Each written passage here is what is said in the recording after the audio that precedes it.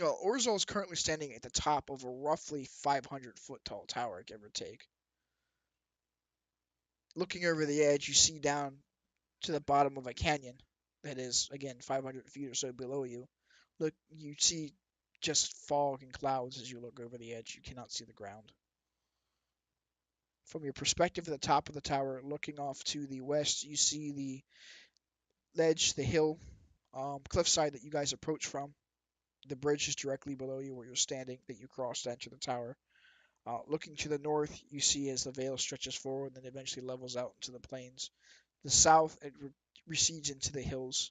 Looking off into the east, you see into the gorge itself. There are different crevices and canyons. On the far eastern wall, there's a waterfall coming down through a ravine that leads to a river that bisects the valley itself. At the top of the tower here, looking around, um, to the north, west, and south, there are the crenellations that stick out. It looks to be that from the scratch marks and scarring on the edges of them, that some of the Falcon Knights use these things to land in their various mounts, be it the giant vultures that you currently see flying and circling the tower itself, or some other beast. Off to the east, you do see a um, what resembles a telescope that's affixed on a tripod facing directly to the east currently.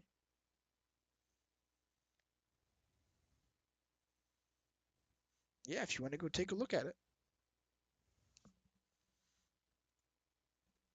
All right, I'm going to move you over here. That's where the telescope would be. You're going to take a peek inside the telescope, I assume? Okie dokie. Um, I'm assuming at this point you're just leaning down and peeking into the telescope where it's currently aimed. All right. So as you lean down and peek into this telescope, you see directly across the Sighing Valley. It's pointing into the ravine that the waterfall appears to be falling out of. From behind the waterfall, you see a hooded figure step out and then quickly recede.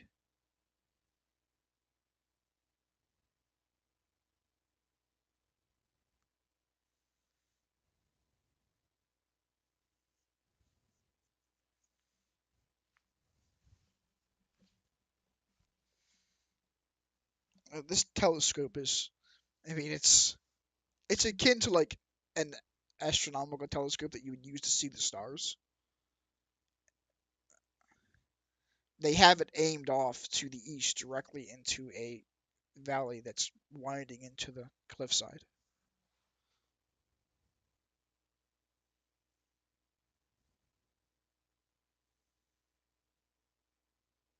Beyond that, standing up here is what was this bugger's name again? Oh, Lord Commander Mersak.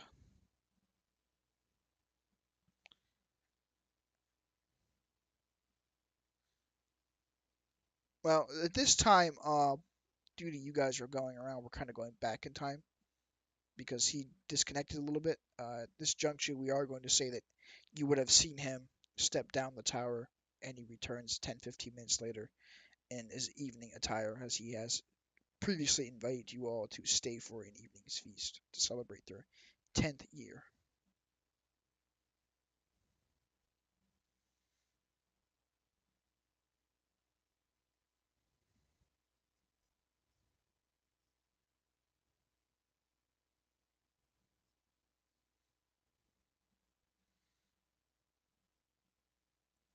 All right. I mean, there is the other, the priest that traveled with you guys is currently standing at the top of the tower with you there if you wanted to speak with him. Otherwise, you are free to mill about your spellbook. Alrighty. Thallan, you are currently resting in the comfortable apartment of Miss Savra.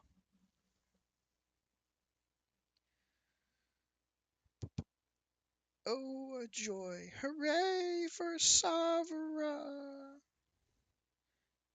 You have just finished a rather. How should we explain this? There you go. You finished your vigorous exercise with her. Oh, man. Amusing.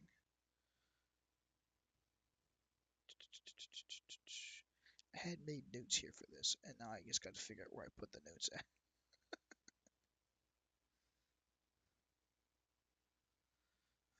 Ba, ba, ba, ba, ba, ba.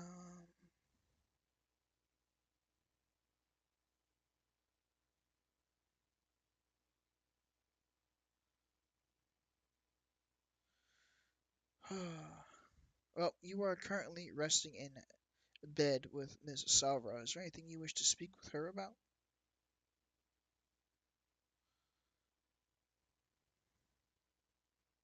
As you are resting in bed, she sighs, looks a little guilty for a moment, and attempts to avert her gaze, trying not to meet yours. After a few moments, she eventually turns to you and attempts to confide in you. Um, I, I have something to. I need to tell you something. These these nights aren't all about the Waterdeep Society. They're we're there's something going on, and there's with a cult of sorts, with the elemental air. They claim they're trying to annihilate the enemies of Waterdeep, but the ones I see attacking are the citizens, the travelers, merchants of Waterdeep. I don't know what to do with myself. I don't know where to go.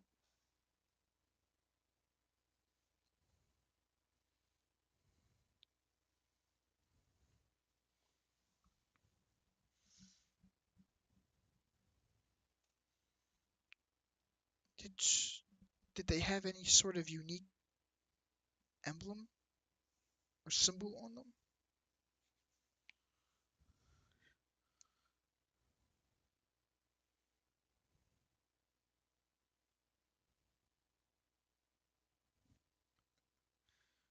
What can you explain what the symbol looked like?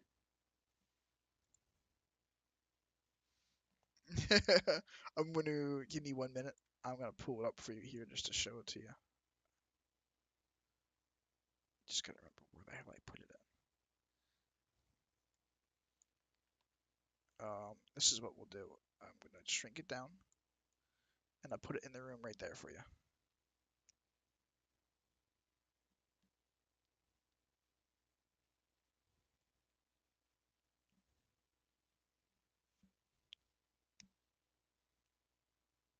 An inverted triangle with three prongs looking kind of like a fork or trident coming out of the top. They're they're probably emissaries. They're likely answer to a there's an elven woman hiding in the cliff faces to the east. She calls herself the Queen. Please don't tell anybody I told you this.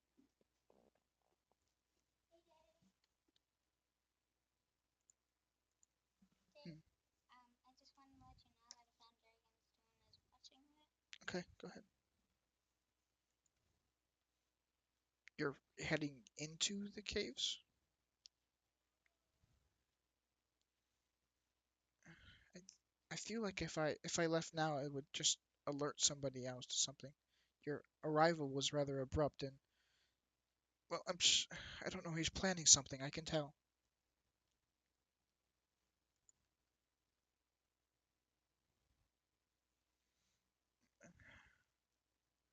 I don't know where else to go.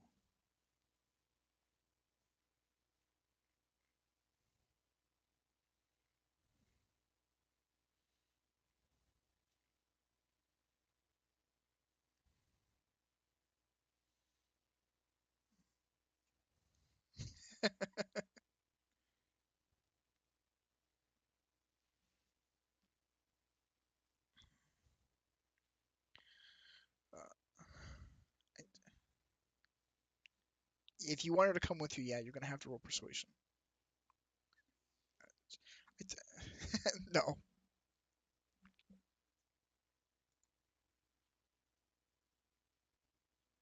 +5.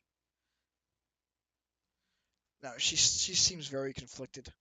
Um, you can tell from the look in her eyes and the way she's gazing about the room that she wants to come with you, but she just doesn't feel like it would be the correct move at this time.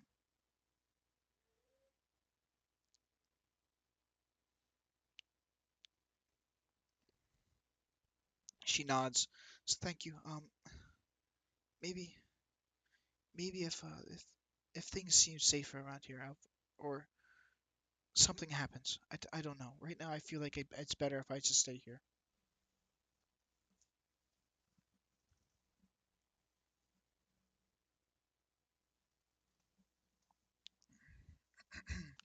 um, we should probably get cleaned up and get ready for the feast. So we'll say you guys busy yourselves cleaning up and making yourselves presentable for the coming feast. Um, Sinestra, is there anything else you wanted to do while you're down here playing with the chickens?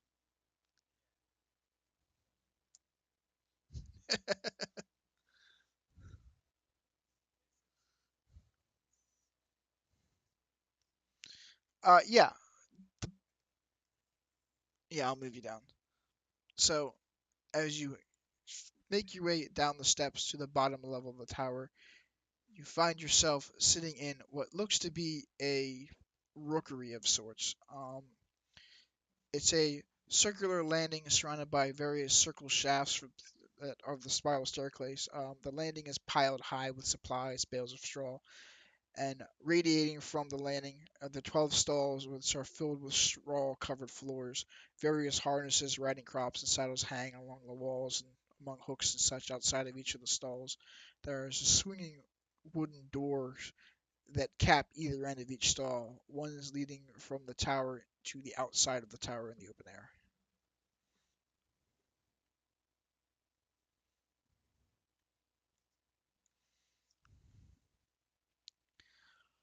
Um,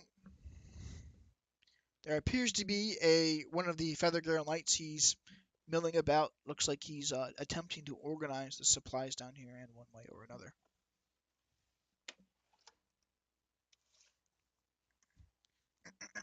Hello. Is something I can help you with?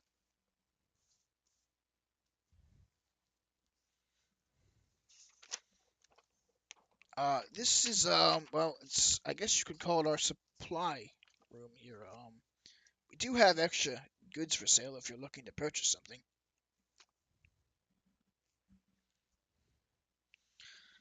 Oh, the usual: armor, shields, swords, belts, bows, arrows, saddles. And he goes, okay. He rumbles around and directly in front of the stairs, sitting against the wall, at kind of leads out from the bottom of the landing. There is a stack of 4 boxes. They're all roughly maybe a foot or so wide, 6 inches or so tall. He um opens up the top box and he rummages around and then he goes, let's see here, and he sets that to the floor and goes down. He sets each of them out around himself, opens each one of them up, briefly glancing in and closes them before stacking them again.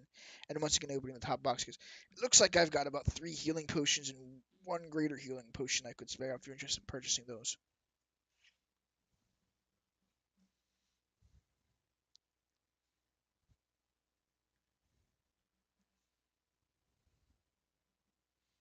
Light on your glove?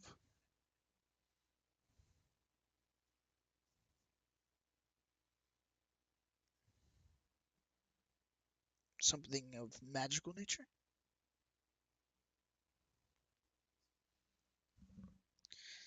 Unfortunately, I'm not authorized to sell anything of that sort to you.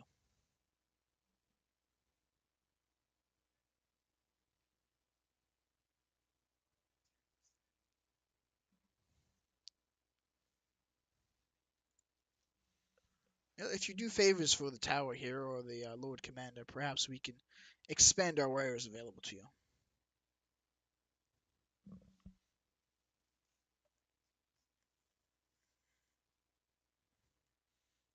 Alrighty, there you go. You're back upstairs. Where you heading?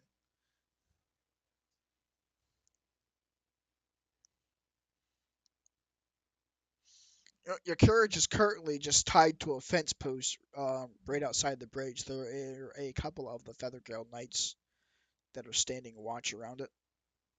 They don't appear to have any carriers to whatever meager goods you've got packed away in there, which is mostly just your traveling supplies.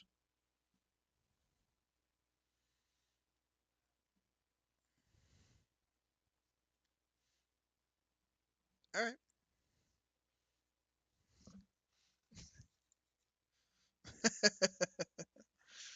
Alrighty. Is there anything else that you guys want to do this evening before you move on to the feast?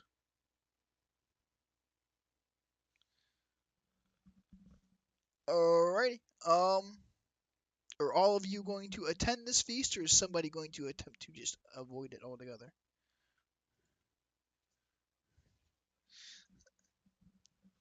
So you're going to skip the feast? Alright. Um, well, so you're sitting out in the carriage. I am assuming that the remainder of you guys are all going to go and join the feast? Okay. So you follow Savra down the steps into the dining hall there. Um, we're going to say Orzhal and Gladwin do the same. Make your way around this rather large dining hall table. And eventually, after a couple of minutes, the Lord Commander makes his way down. Um, over the next 5 minutes or so, various servants and initiates of the tower here bring up different platters of food and the like.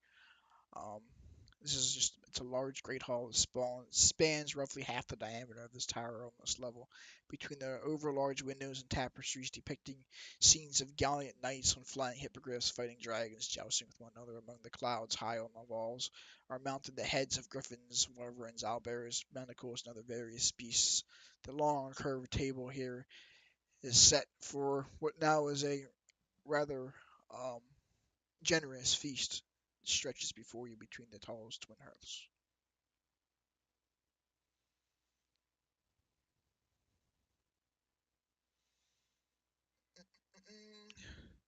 As the Lord Commander makes his way down to the front of the table, he's clad in his finest garments of a velvet brocade. The knights feast at this large curved table in the great hall. Um, Lord Commander Marsaka sits at the head of one of the tables. He says, "Honored guests, tell us of your adventures here in the Sumbering Hills. Let us aid you in any way that we can. Where is your fair-skinned companion?" As he's looking about, trying to get a fix to where Sinestra is.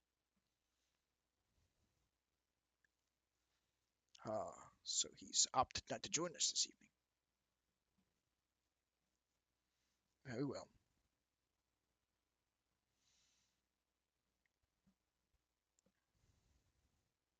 So tell me, what have you accomplished in your time here?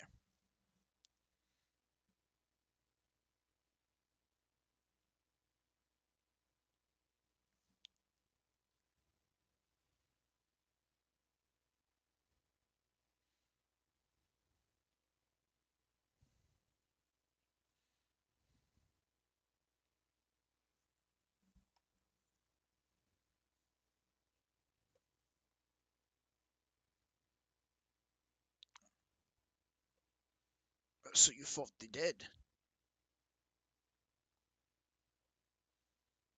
Well, you wouldn't be standing here otherwise, would you?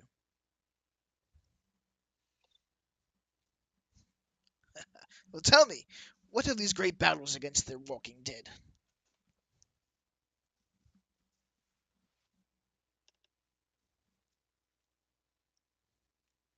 An, an ogre in a basement. An undead ogre. How in the world did it get there?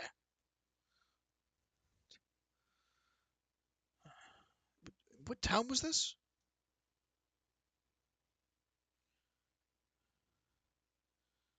It's troubling news indeed. It's one of the major farming villages. It supplies food for Waterdeep. Did you inform the town mayor, the guards? Well, I'm sure you were handsomely rewarded for your efforts then.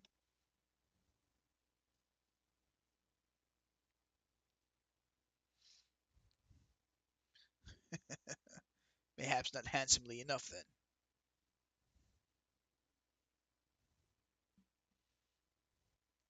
He nods consent, takes a sip from his cup of wine in front of him.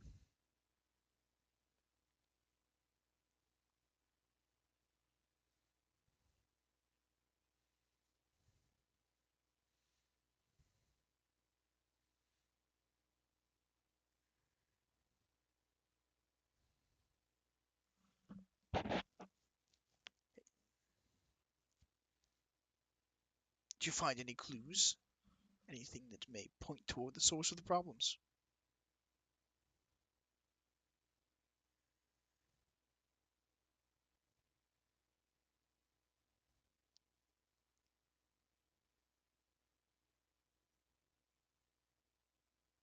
As you mentioned the east, Savra, who's sitting next to you, reaches under the table and lightly pinches your leg, as if, you know, keep that to yourself kind of thing.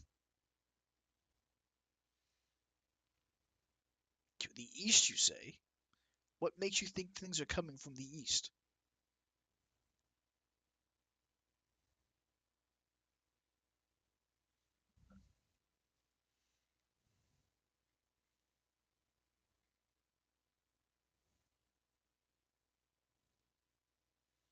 The monasteries, you say? Hmm. The only monastery we know of in this area is that of the sacred stones. Have you visited there?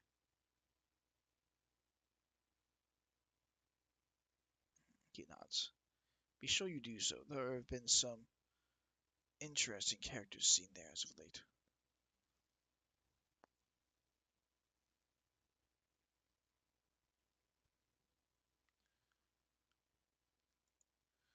While you folks are having your meal in here, Sinestra, the wagon that you are fiddling about in, is abruptly knocked aside, tumbling over. You hear a loud screech and see a shadowy figure flying overhead. From inside the tower, you folks hear the panicked footsteps of a couple of men running up the steps. The doors to the great hall slam open, banging against the sides of the wall. In marches a frantic soldier who begins shouting, "Manticore! It's on the move! There's a Manticore!"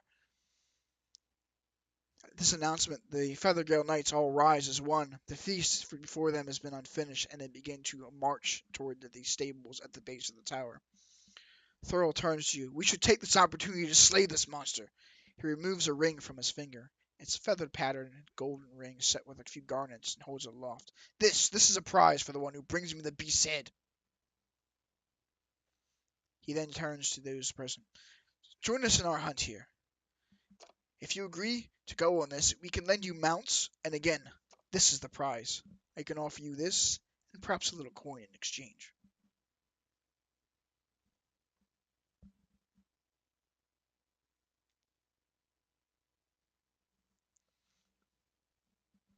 He nods. Bum. Sinestra, are you doing anything as the wagon is overturned on you?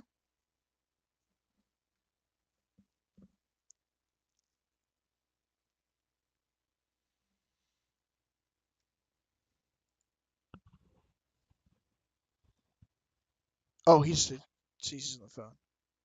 Okay, I didn't see that he posted he was on his phone. My bad. All right, well, we're gonna let him do his thing for a little bit. Meanwhile, there are four of the Feathergale Knights that are assembled at this table here. Run to the top of the tower. The rest of them go to the base. Um, Lord Commander motions for you to go up top. So if you want to lift, go up there. They'll take you down to the base where you can each find a mount of your own.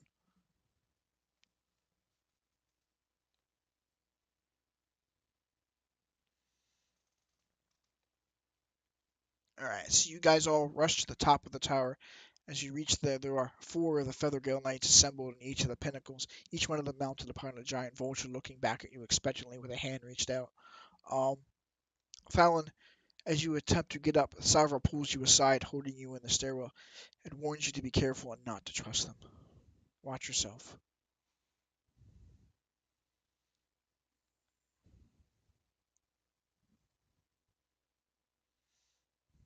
Okay. She blushes a little bit and gives you a hug before sending you on your way. At the top of the tower, the moon illuminates this misty canyon below the Feathergale spire. In the far distance, a single shard of darkness is moving, flitting in and out of the mist, and the shadow sinks beneath the banks of the clouds, lost again from sight. Each of you are flown to the base of the tower, where there are a series of hippogriffs arrayed around you. You are each instructed that if you wish to fly, to mount one of the beasts, and it will carry you to your destination. You guys all going to attempt to ride one of these hippogriffs?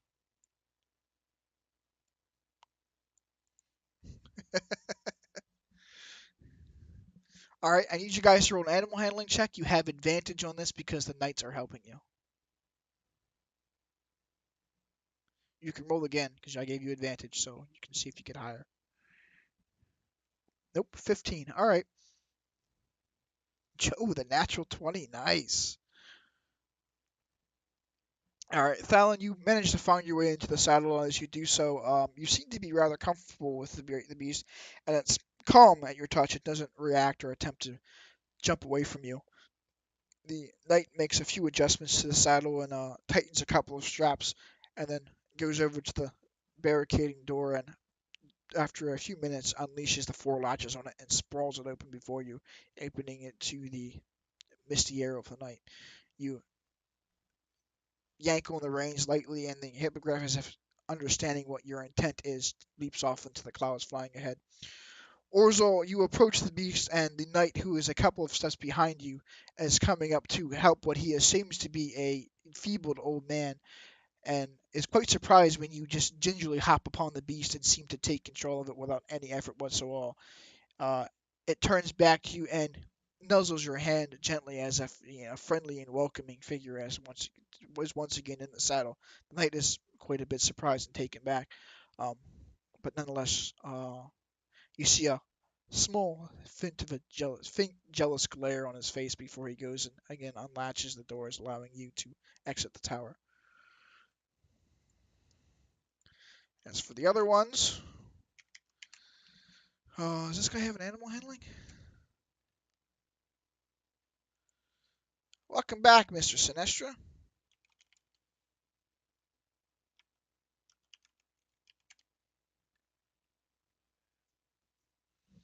So while you were outside and they were enjoying the banquet, your wagon that you were fiddling about in and to avoid the banquet was knocked over by a manticore flying overhead.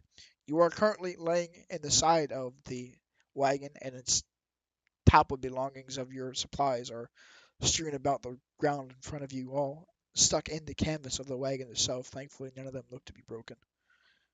What do you wish to do? And the horses are tied to the wagon, and the one wagon hitch looks to be broken from the impact, though the horses appear to be thankfully unharmed.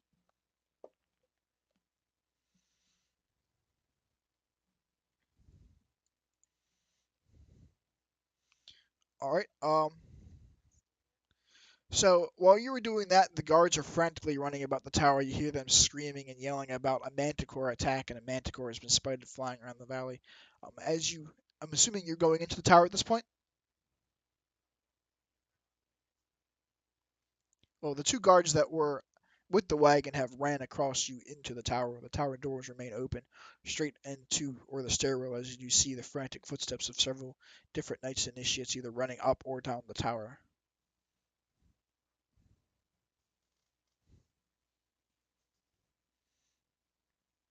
All right, go ahead and do a nature check. Nature check. Mhm.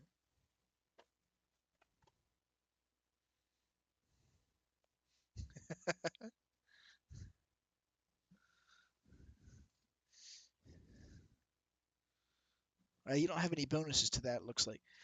From a glance of what you can tell, none of the horses seem to be wounded. Um, just looking over to the various bits of barding, and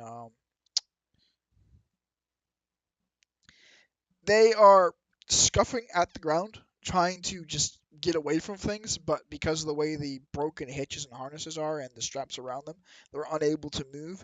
So while they're struggling against it, the weight of the wagon turned over in this fashion, it appears to be anchoring them to place.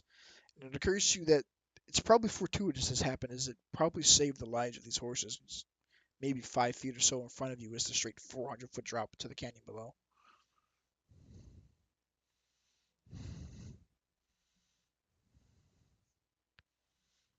All right, as animal handling. Fucking beautiful. Horse Whisperer Sinestra walks over and, after muttering a few words and gently patting the horses, you easily calm them down. Um, they appear to, they're comforted by your approach and they appear very safe with you nearby. They stop fidgeting about and it allows you to easily, if you so wish, unhitch the horses from the wagon.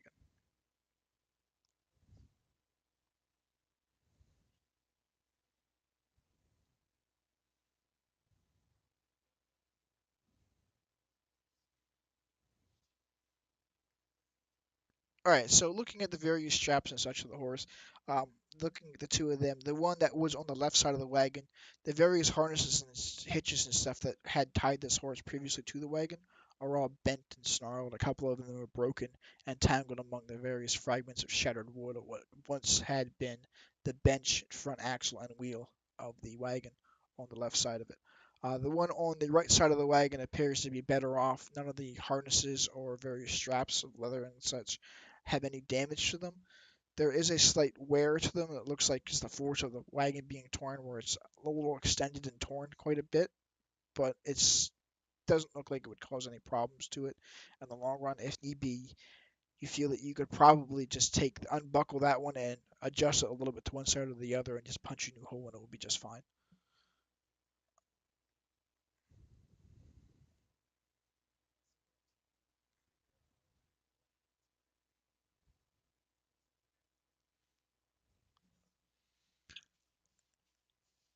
Well, roll investigation if you want to try and see if you feel that they're correct or not in what they're telling you.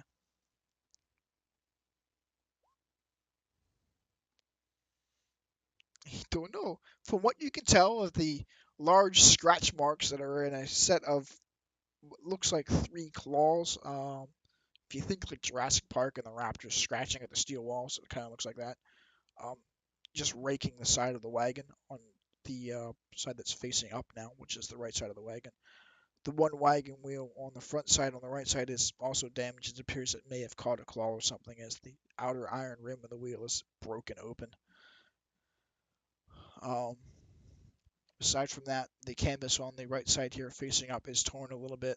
There are what are amounts to a total of six distinct claw marks, each in a group of three across the side of the wagon.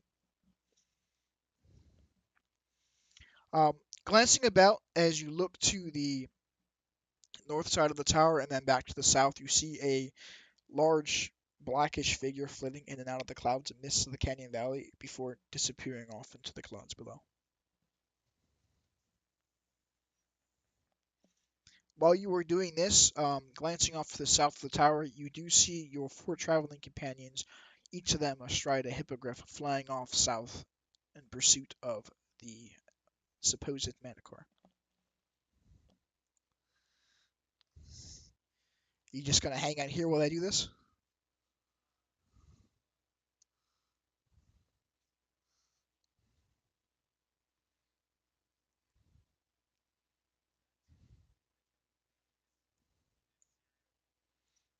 He's with them.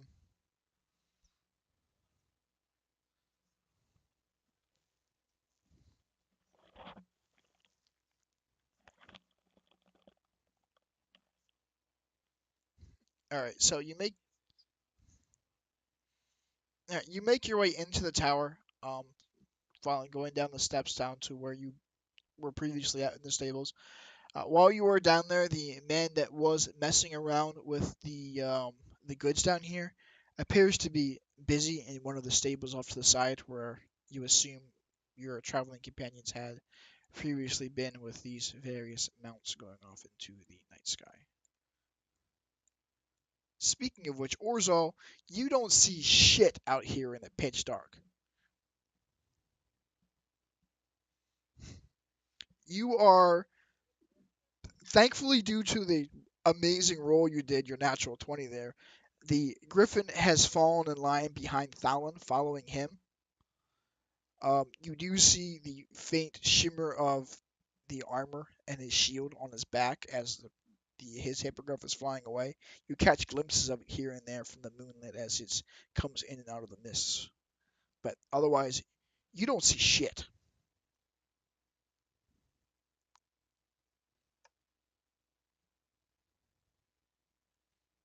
Orzhal's flying blind. Is there anything that you would like to do to try and rectify this, or are you just going to go with it?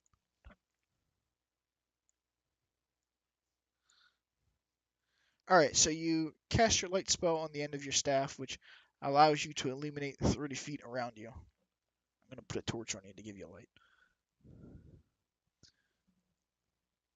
So you can now see up to 30 feet around you. You are aware of your surroundings, and you feel confident that at the very least, you're not going to get surprised by something just ripping up out of the clouds below you and knocking you off your mount.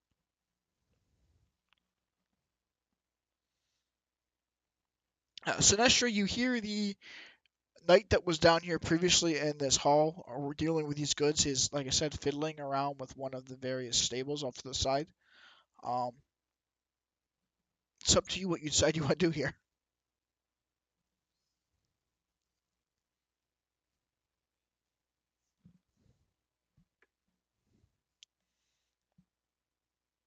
All right, roll investigation.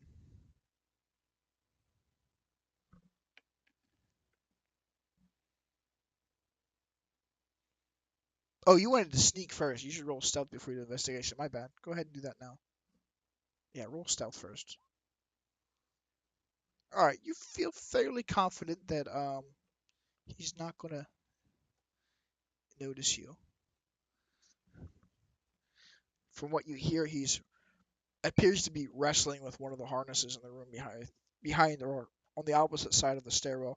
You hear various clattering of different latches and buckles and such. He's muttering himself, "Fuck, what the fuck to get tangled like this?" He's just fussing with him at this point.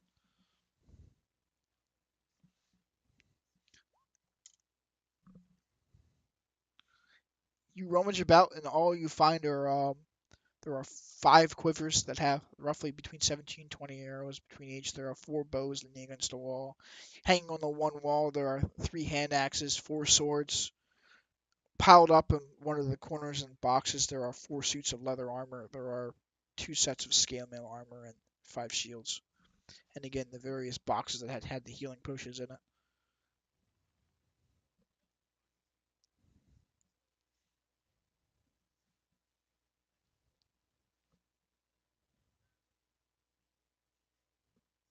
Roll sleight of hand.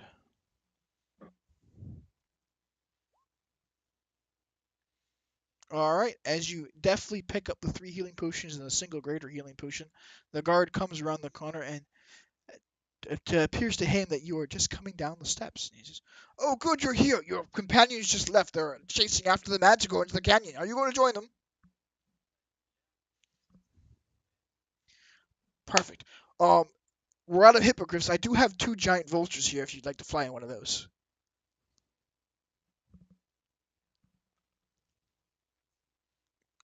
Great. So he unlocks the door after a couple of minutes and leads you into the cell.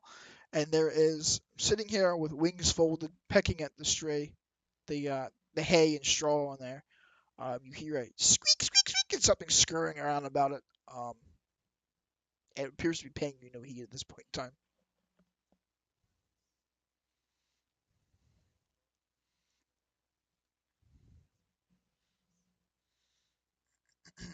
Yeah. First, you wanted to let know that you are here and your intent to ride it. Um, if you can keep it calm, I'll get the saddle on it, and then I can strap you in there. All right. So roll your animal handling. Oh. Well, you have advantage because he's assisting you, so roll it again. You barely manage to keep it calm. It stops flapping its wings about, and it's as you walk around to the front of it. Thankfully, it manages it as you were coming up. It managed to catch that mouse, and it's distracted by enjoying its meal. So between that and the assistance of the Feathergale Knight in the room with you, you guys manage to calm it down. And he straps the saddle onto it. Um, he helps you. He helps you into the saddle, and points to there are a pair of what look to be um, handholds or grasps on the front of the saddle, one to the left and right of it, right behind the neck of the creature. Um, he tells you if you want to fly to the left, pull up gently on the right one. If you want to fly to the right, pull up gently on the left one. If you want it to go down or up, push down or pull up both at the same time. It should follow your direction. He's trained them well.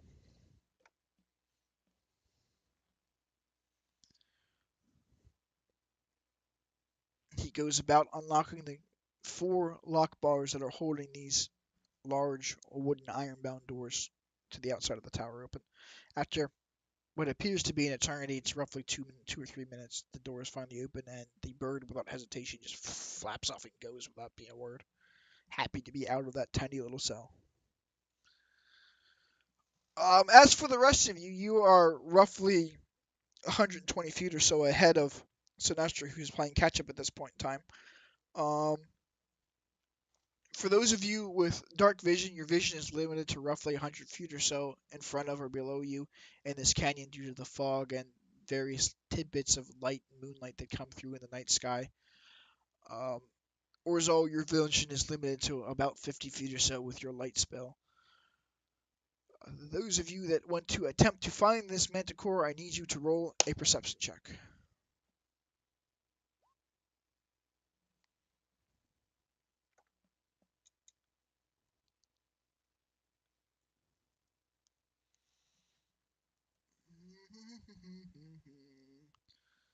Flying about, you see the various knights heading off in a southeasterly direction. You feel that that's probably the way to go. Orzhal, I'm assuming that you're going to attempt to follow the rest of them.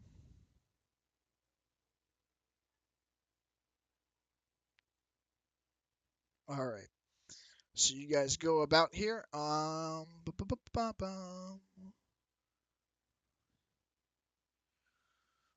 Alrighty, of your little searching party, I want one of you guys to roll a d20 and add 5 to it.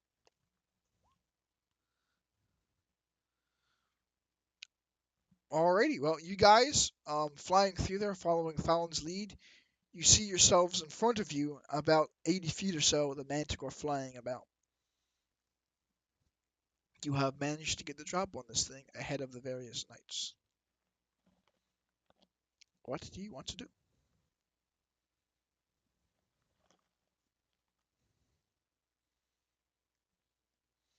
Alrighty. Woohoo!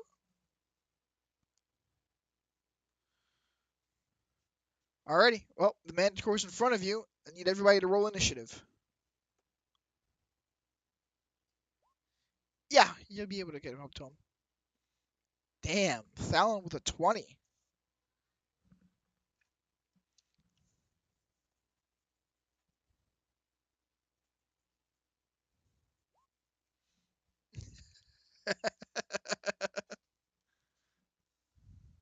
What's that come to with your modifier, Joe? Okay. Sinestra. The speed of a kobold. You have cautious boots on. Now he's got cautious boots on. Well, there's Zero. That guy's got a stupid initiative. Um, no, because the overall is higher than that, and then because his dexterity modifier is higher than Thallan's, he supersedes it. And then that's going to bring him falling up the end of it.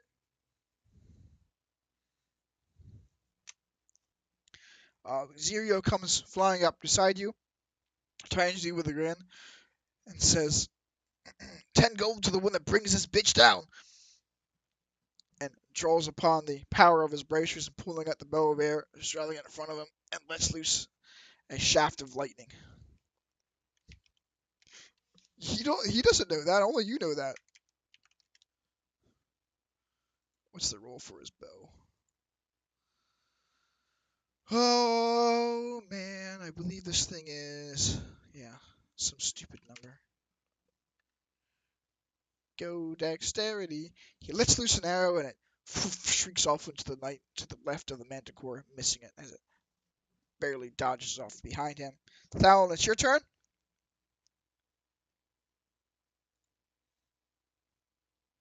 Alrighty, do her up, man.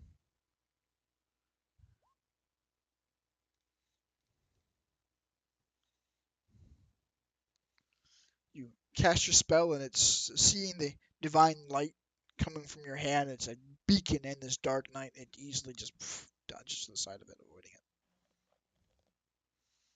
it. It's not over yet, he cries behind you. Thallan, because you have made yourself a wonderful target to this creature with your giant glowing light, it's going to flick its tail at you, releasing a flurry of spikes and barbs flying out behind you.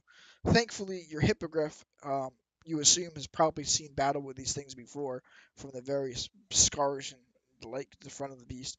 It, outside of your command, just does a barrel roll off to the left. I need you to roll an athletics check. You cling to the saddle and deftly hold on to it for your life before it rights up back up in the air. Yes, indeed. Orzhal, it's your turn.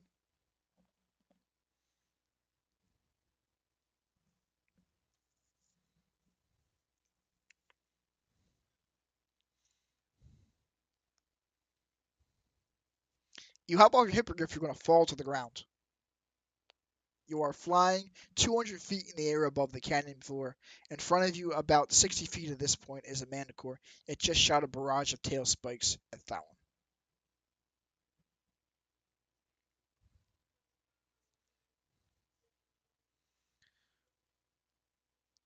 No, you can't. If you want, you can spur your mount to fly faster to catch up to it.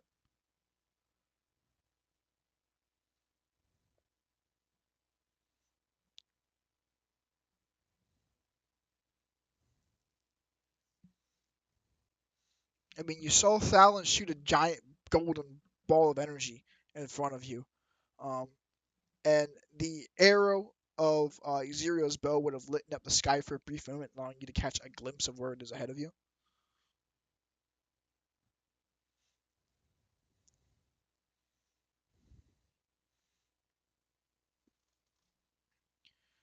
All right, so you spur your mount to fly forward, going faster and faster to try and catch up to this Manticore, which is easily enough done. These hippogriffs are far lighter and leaner beasts than the Manticore itself. Um, you manage to close the gap by about 40 feet or so. You can now barely see in front of you between the clouds and shafting rays of moonlight the Manticore. It is 50 feet in front of you. If you wish to roll an attack, you will have disadvantage on it due to your no night vision.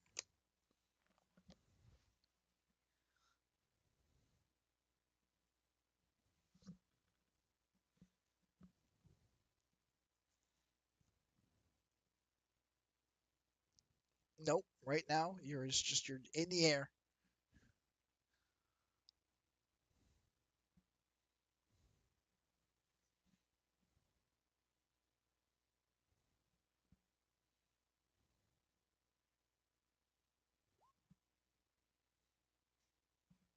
Both miss.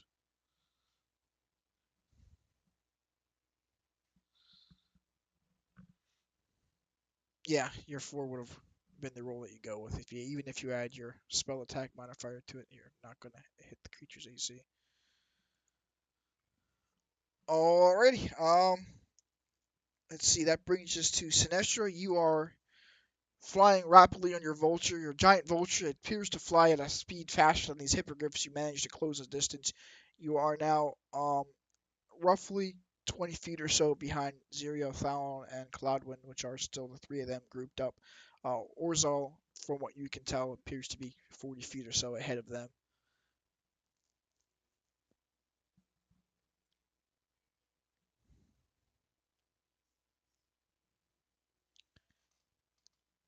From what you can gather in the direction where they are heading and where Orzhal is up ahead, you feel that it's probably ahead of Orzhal, but if you wanted to get a clearer sight on it, you'll have to spur your mount to fly faster.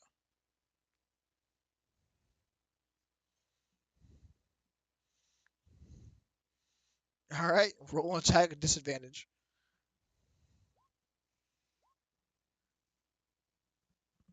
Oh, you're going to go with a 13, which would miss, unfortunately.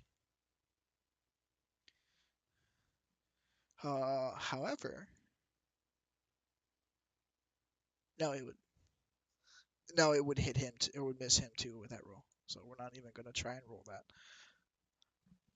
All right, that brings us to Gladwin, seeing things going and how the attacks are not making any impact. He spurs his mount to fly faster and comes up, so he is um, about in line, running with pace with you, Orzhal. Um, he turns to you and goes, "Ahead, 9 o'clock, to your right," pointing out the direction where the Manticore is. Before raising his left hand in the sky, you see a shimmer of golden energy surround his hand, and he's going to cast an Eldritch Blast of divine energy at this creature.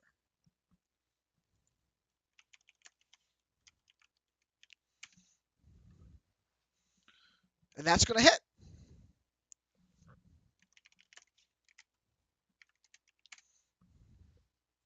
Hooray! You guys have done damage to the Manticore. You, yeah, you hear it screech in pain as it turns back and glares angrily at Gladwin and begins to bank slightly to the left as if circling you and coming back in your direction.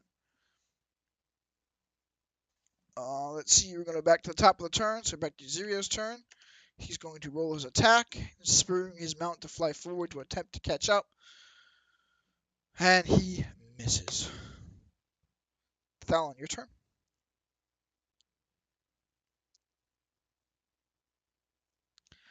Currently, from where you are um, roughly 40 feet behind Orzhal, Zirio, and Kalawin at this point. They are all ahead of you, arrayed in kind of like a flying V pattern, attempting to catch up to this thing.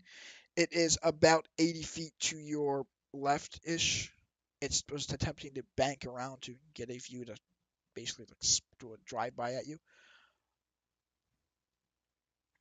So what you could do if you wanted to try and close the distance, you could, instead of flying straight ahead, fly a little bit off to the, straight to the left at an angle.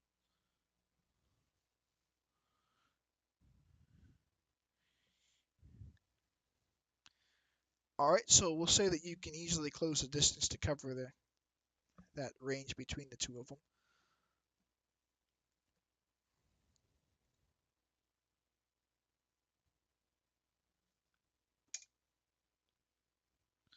No, rolled a 17 natural plus modifiers. It would not work. As it deftly dives out of the way, your bells chime on deft ears in the wind. It's now the Manticore's turn. It is going to make its attacks on Kaladwin, as that's the one who rolled against it previously. Let's see if I add that to it. That would hit him. So he's going to take some damage. Kaladwin takes 4 piercing damage as the Manticore flies around and flicks its tail in his direction as a barbed spike wings out and embeds itself in his shoulder. He takes a moment to stabilize himself on the mount. He appears to be wounded a little bit, though it does not bother him too much. Alrighty, and then he's going to make another attack. This one is going to be at you, Thallan. A similar missile from its tail comes flying past, whizzing past the underbelly of your hippogriff, nowhere near you. And then finally, he's going to make one more attack toward Caladwin, which is going to hit. And he's going to take a total of 8 points of damage from that creature. As another spike from the beast embeds itself in his chest. That brings us to Orzhal's turn. It is now behind you and to the left, roughly 30 feet, Orzhal.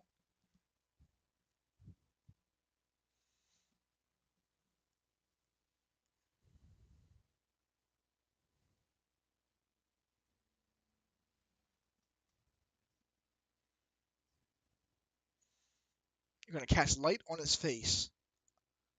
I like it. He needs to make a dex save. What's your spell DC?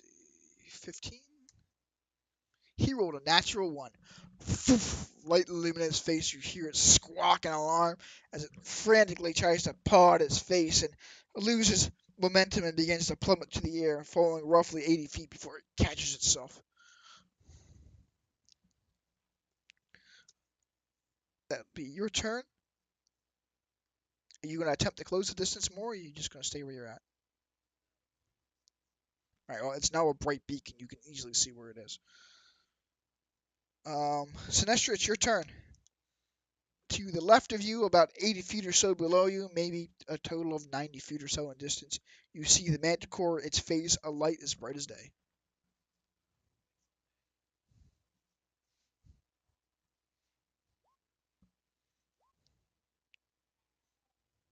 Well, you're not rolling a disadvantage anymore because it's, yeah.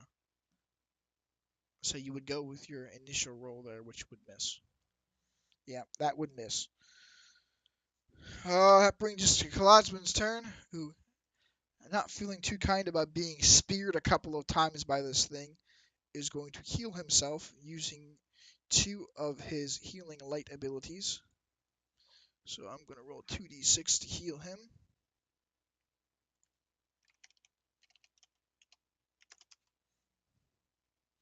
Helps if I type things right, plus his charisma modifier.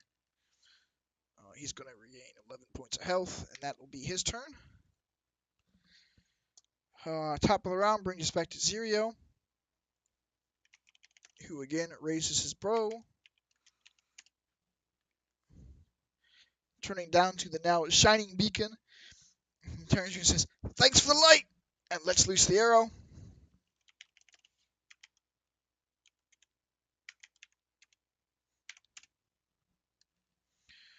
Hooray! He does 7 points of damage, 2 natural ones. Wow, that's rough. As the arrow embeds itself into the hide of the creature. That brings us down to Thallan's turn.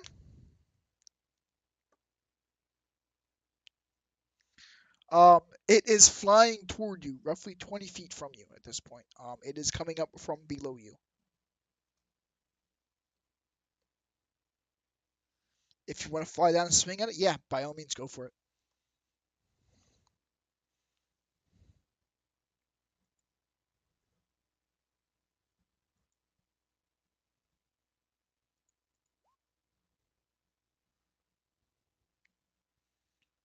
You add your +6 to that, so that would bring you up to... Yeah, that would hit. Roll your damage.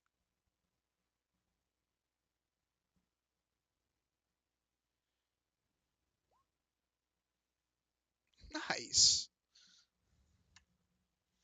So as you see the creature below you, again light and bright as day, thanks to Orzhal's brilliant tactical move, you urge your hippogriff to turn into a dive, and you see fly past it, spiraling to the side. You lightly brush its underbelly with your fingers, sending forth a wave of necrotic energy into the beast. It howls in pain as the energy courses through its body, and open wounds visibly begin to rip open across its belly. It is not happy. That ends your turn. But because you are flying through its space in a dive action, it's going to get an attack of opportunity at you. That's going to hit you. You take 4 points of slashing damage as its claw rakes across you while you fly past. He rolled a 1 on his damage.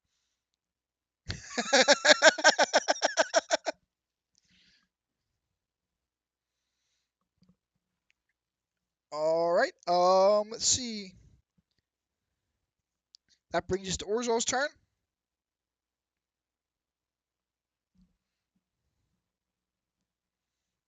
Alrighty, roll your attack.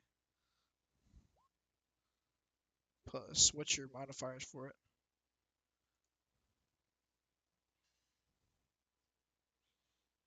So, you have 7 added to that.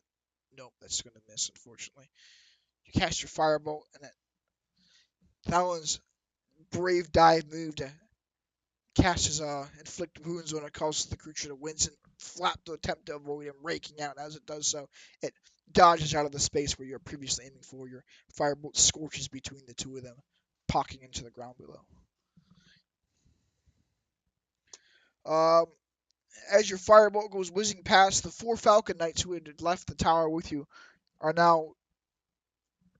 You can see the torches of their 4 um, mounts flying off in the distance, roughly 100 feet or so north of you, coming from the direction of the tower.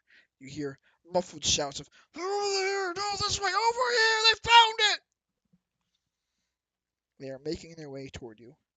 It is now your turn, Sinestra.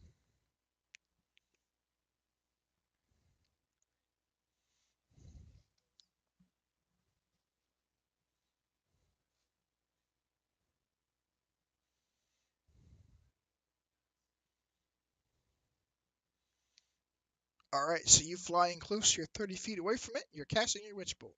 Nice. Easily done. Wow, yeah, that's gonna hit. An arcing bolt of storm energy lashes between Sinestra and the Manticore and howls in pain as the lightning crackles across its body, linking the 2 of them together. This, we are.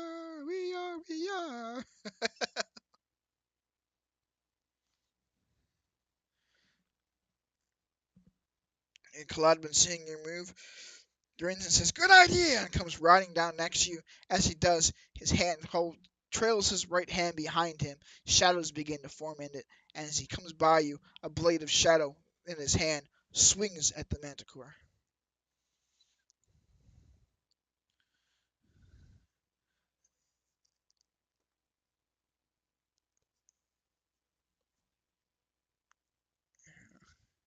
He grins at you and says, "Maybe," as the shadow blade digs into the side of the Manticore. That's gonna do. I should have rolled this in here instead of rolling it on my thing, but that's all right. What's his? Let's use his charisma modifier. It's 10 points of necrotic damage as the shadow blade rips through the hide of the creature. It's looking pretty goddamn rough, guys. Um, Seeing you guys move into melee range with it, and the air a little cluttered around it now, he goes, "Out of the fucking way, you morons!" And drawing another arrow and letting loose his fire. Because you guys are providing partial coverage to this thing at this point in time, he's going to have to reach a higher AC point, which he manages to reach. Let's see.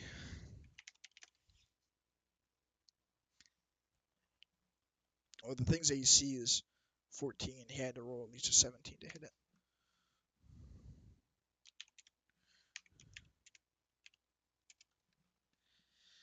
Let's do some bolts of arrow.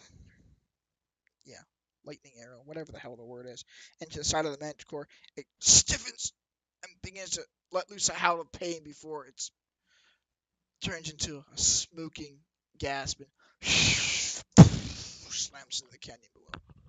Clouds of dust flitting around the corpse that is now a shining beacon on the canyon floor thanks to your light spell.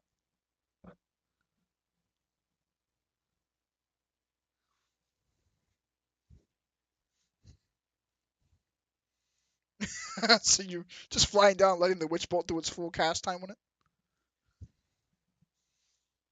How long is that supposed to last?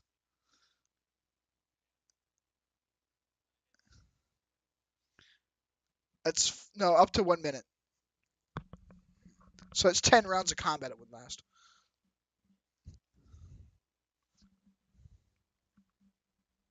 So as you fly down, just scorching the body at this point, your witch bolt convulsing and it twitches as the lightning energy ripples through it. The remaining falconates come down and they, it's dead, you know. You can stop. A rather rank smell is coming off this creature. It smells kind of akin to like rotting flesh as its charred and broiled body begins to boil and pop. It's beyond cooked at this point. It is just a mess. Well, I'm not eating that. Are you fucking crazy? It's black attack is. You're gonna persuade him to try it. Roll persuasion.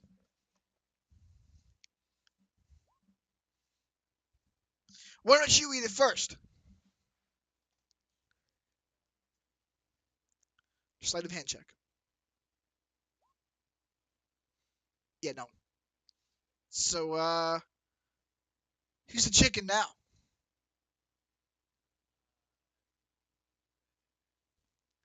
You're gonna take an actual bite of this thing?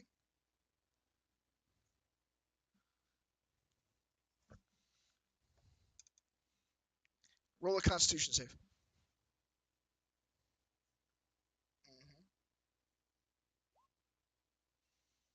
Oh, you choke down the meat, and as it begins to have a bit of a rank taste, you spit it onto the ground in front of you.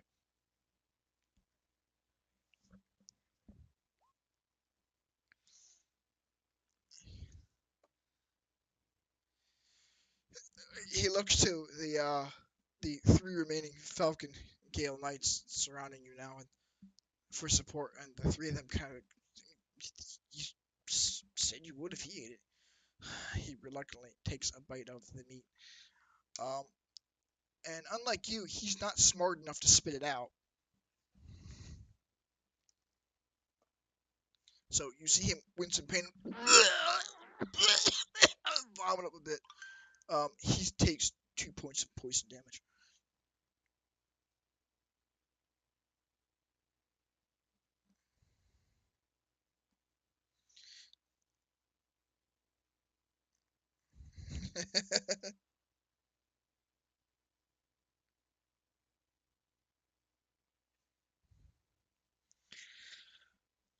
At this point, Zio and Cloudman come and land next to you, still astride their mounts. Orzhal, are you still up in the sky, or have you landed?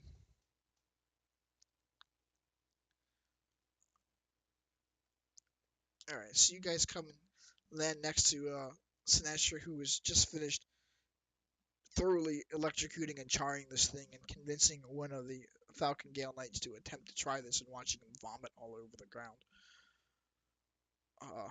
So that's what are you gonna do now?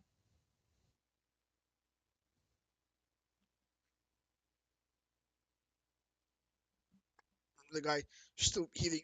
No, no, I'll tell him you killed it. Just leave it here.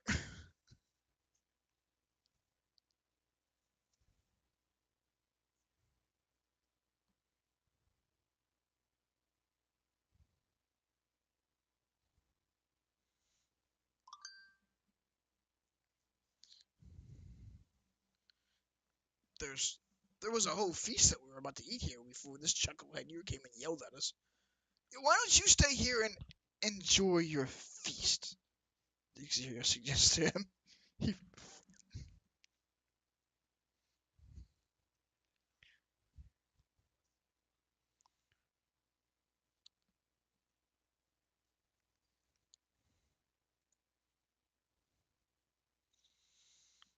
I guess we're walking here, boys.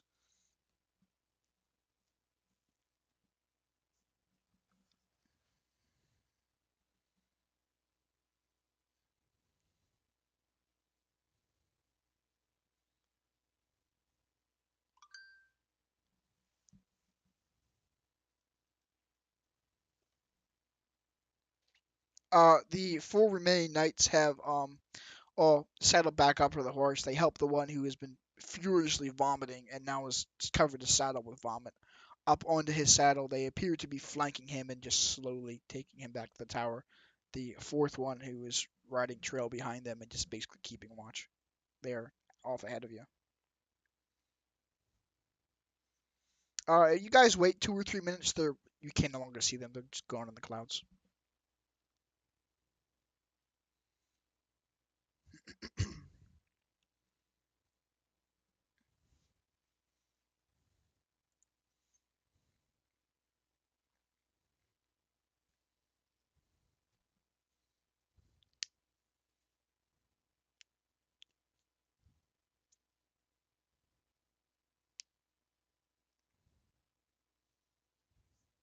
Is she called the Queen?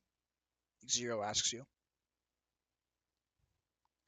He reaches into his pack and pulls forth a leather scroll case, cylindrical in design, pops the cork, pulls out a letter, and just holds it out in front of whoever wants to take it. As you take it from me, I found that in the tower. The room where just before we jumped out the window. It was on the desk. As you unroll the piece of paper, it's a letter addressed to the commander. It says, Masaka, we are pleased to hear about the outcome of your altercation with the Black Earth cult. We praise you for capturing one of their prisoners. This noble woman from Waterdeep has an interesting tale to tell, and we shall enjoy interrogating her further. Keep a close watch on the Sacred Stone Monastery. I want to know what our enemy is planning to do next. Your beloved queen, Erisi Kalanoth.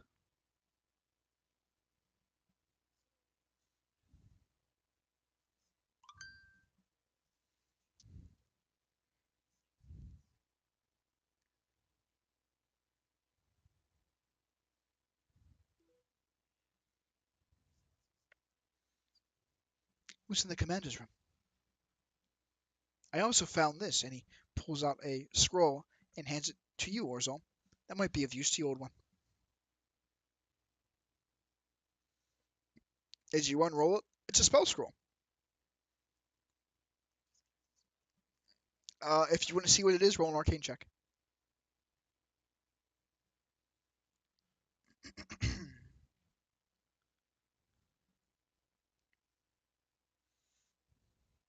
Well, you made it.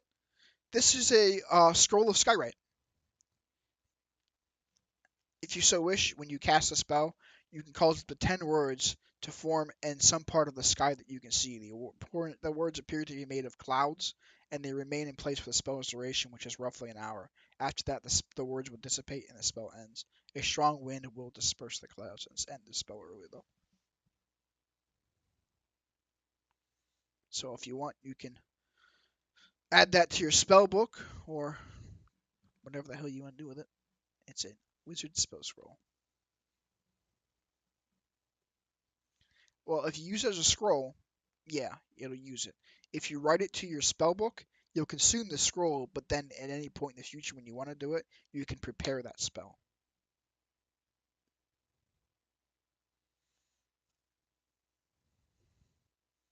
Yeah, it'll take you, you think it'll take you roughly 2 hours to pen it into your spell book.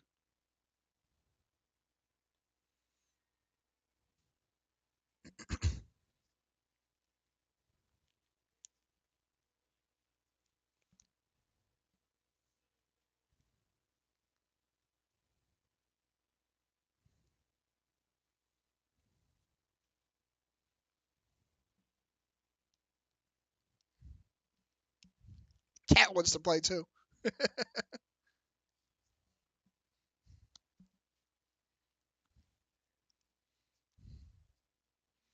Just let me play.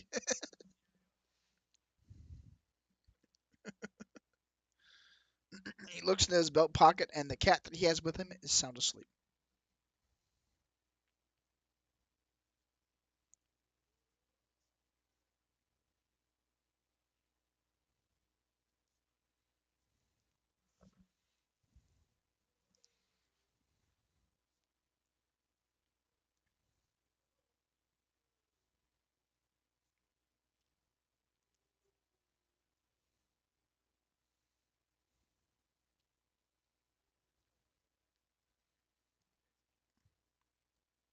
Now, I think we've at least earned their trust for now. They don't suspect anything of us at this point in time.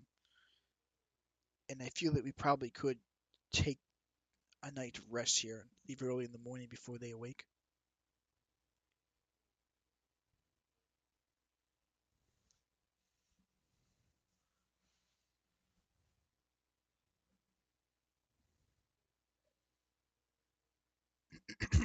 All right. So you guys make your way back to Lay Tower, stepping your way inside.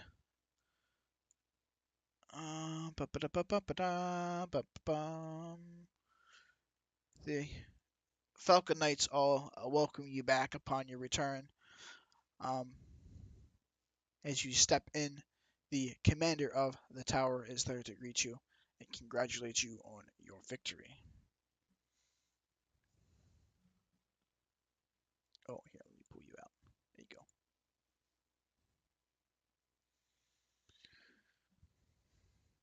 Well done, guys. I hear you handily destroyed that beast and made sure it's not getting up again anytime soon.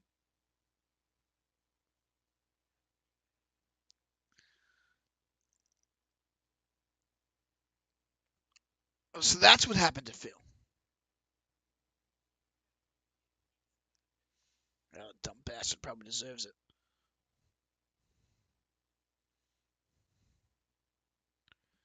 Well, it's been a interesting evening.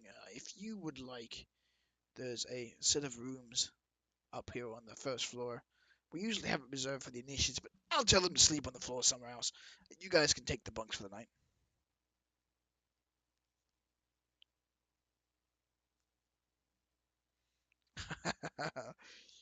He grins, takes a finger off his ring, and flicks it in your direction. Yeah, takes the golden ring off his finger and flicks it in your direction, Orzhal.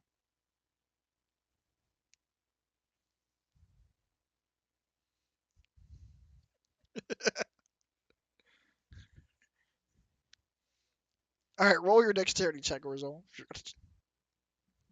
You said you were going to catch it. Yeah, easy enough. You fumble it a couple times, but you manage to clasp it between your hands. And looking at it, it's just as he said. It's a golden signet ring. It's got it looks to be a crest, an engraved filigree crest across the top of it. It appears to be that of one of the various noble houses or wealthier houses of Waterdeep. There are a few garnets and bezels engraved in it, and some feathers carved to either side of the signet. Made of gold, roughly 250 gold worth.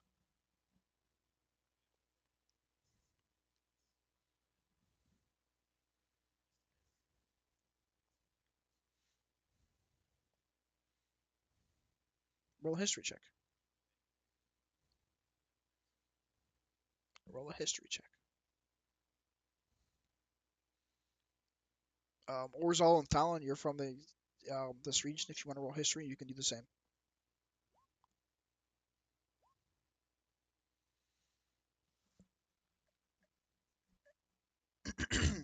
So as they're having this discussion, Thallan peeks over your shoulder, taking a glance at the wings. That's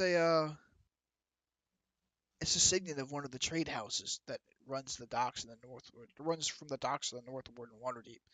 They're fairly prominent with shipping goods from the Isles along the coast up and down between here and Baldur's Gate.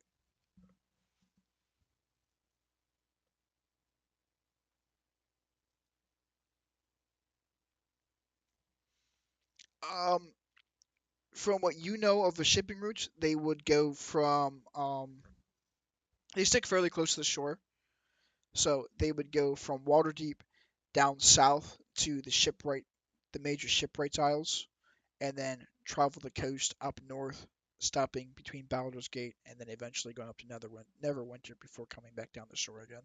They don't go out toward the Moonshae Isles where you were from.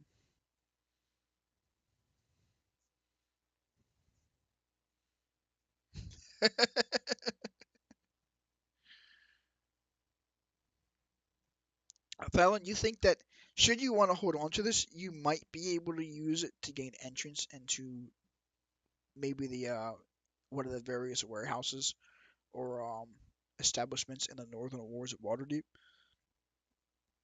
Should you want to hold on to it rather than selling it for coin?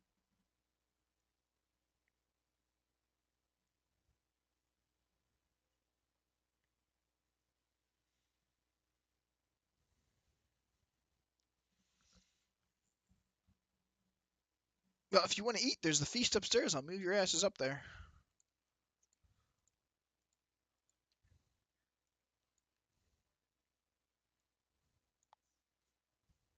I mean, at this point, you've basically done the deed. You've killed the critter and you've earned your meal. So there you go. You all partake of your meal. Um, it's rather muted conversation, some muttering, and a few of them are asking you questions about the battle. How'd you manage to catch the beast and the like, if you wish to answer any of them.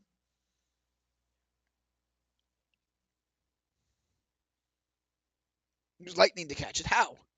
You have a net or something? How do you make a net of lightning?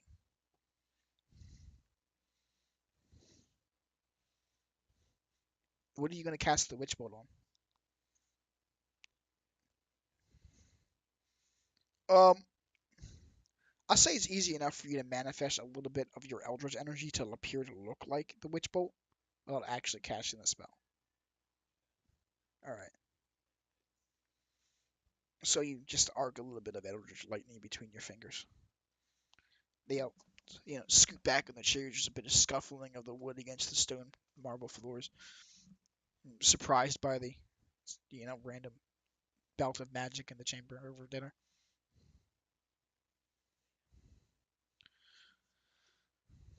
And they weren't expecting you to shoot lightning about in the chamber. I mean,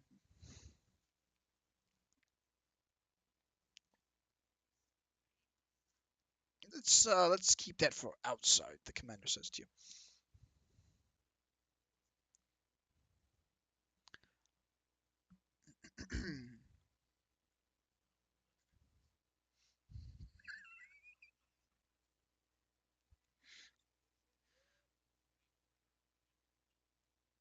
Yeah. They all kind of look at you and they awkwardly, slowly applaud. Well done, old one. I'm sure you were invaluable.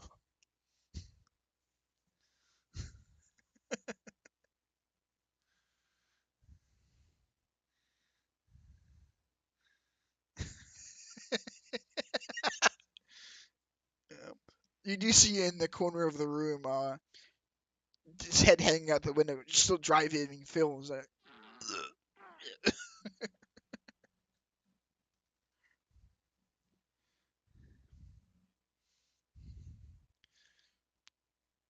You tap him on the shoulder and go to hand him a drumstick. He looks at you wide-eyed, covers his mouth quickly, again out the window.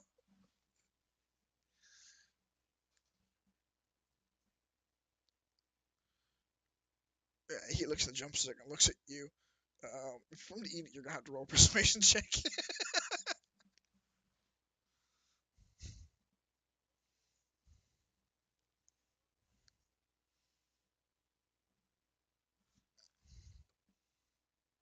Nope. He looks at the drumstick and just you're trying to convince him to eat the drumstick. And while you believe it's beneficial, so it's persuasion instead of deception.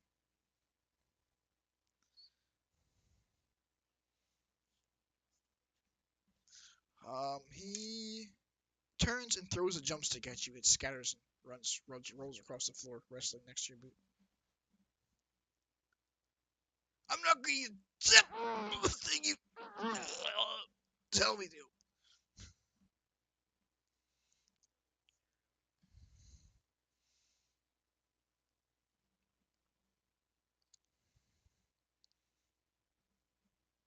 Um, Judging from his symptoms, he has caught a infectious disease. You feel that while it may eventually pass, you're not entirely sure it will.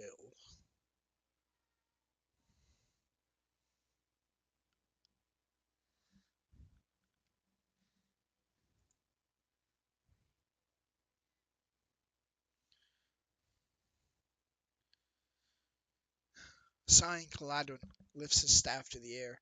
It shines brightly for a minute before he taps it on the ground, and there's a shimmer of divine energy. And the man, mid, suddenly feels better. Thank you. And he just. So you picking the one up off the floor?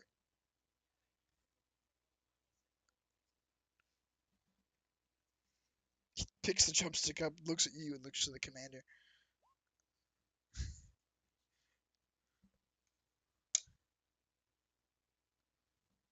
Wow. The commander just kind of shrugs. Waste not, want not. He takes a bite of it, and after a couple bites in, it takes a hell of a lot better than what he ate out there in the field. So he just hungrily and greedily chows it down, going to sit down at the table and fills his plate with stuff and just stuffs his face.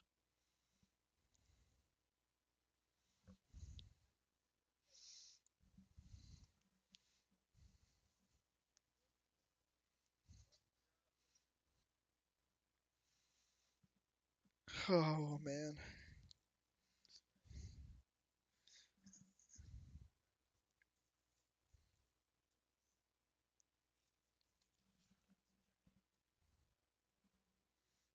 All right. Well, at this point in time, sorry, what were you saying, Tom? I was gonna say, at this point in time, you guys have finished your meal. The commander has again informed you that should you wish to stay here for the night, which he recommends given the current state of how dark it is outside, and he points out the window and it's pitch black. You guys figure it's probably closer to 10, 11 o'clock or so at night at this point. Um, it's not safe to travel. He says it's not safe to travel these valleys at night, so I recommend staying the night here. You can leave early in the morning if you wish.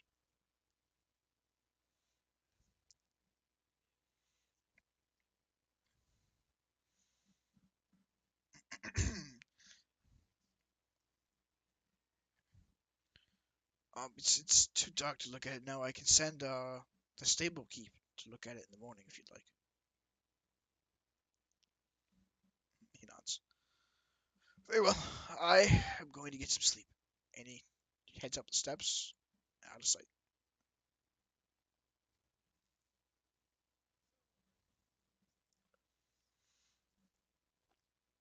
Yeah. So I'm just gonna move you guys down here. You're going down into this room here on the first floor. There are a series of bunk beds. Yeah. Thallan, as you go to step down the steps, Savra tugs at your shirt and says, if you want, you can join me.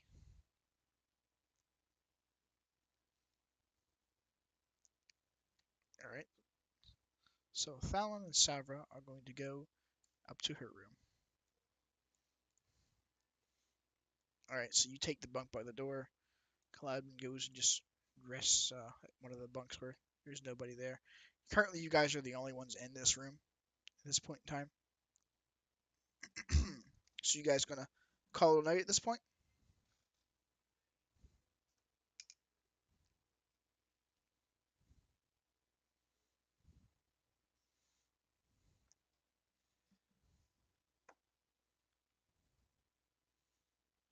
Alrighty.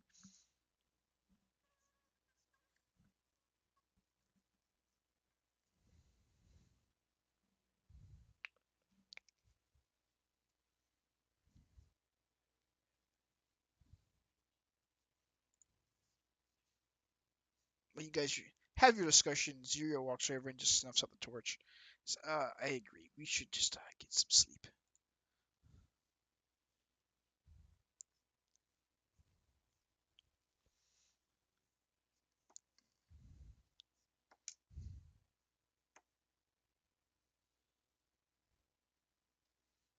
Alrighty. So you guys gonna retire for the evening?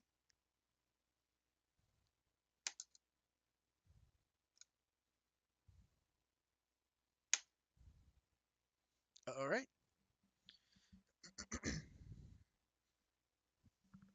Okay. So you're keeping watch of the road. I need you to roll perception. So do 3 perception checks in a row, since you're going to be staying up, keeping watch of the night. Alrighty. So throughout the night, you looking about the chamber. As far as you can tell, everybody's laid in their beds. No one comes to bother you in the night. Um, that's really all there is to it.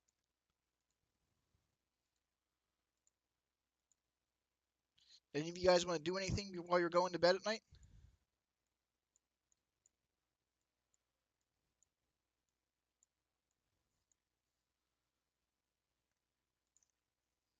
All right. So you make your way down to the stables. There's no one in the stables at this hour. All right. All right. Roll your perception check. So start with perception. Okay. So looking about the room. Rummaging about, you do find a couple of things that appear to have a little bit of a magical enchantment to them. They appear to be a little better polished, cleaner. Um, a little more of a higher quality wear garment than what you're used to, or what you see around the rest of the tower.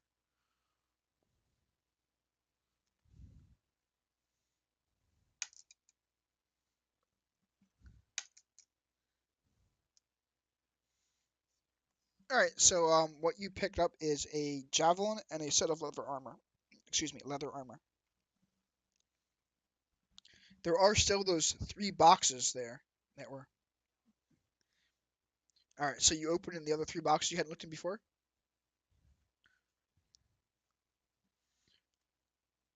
All right, well I need you to roll a stealth check then.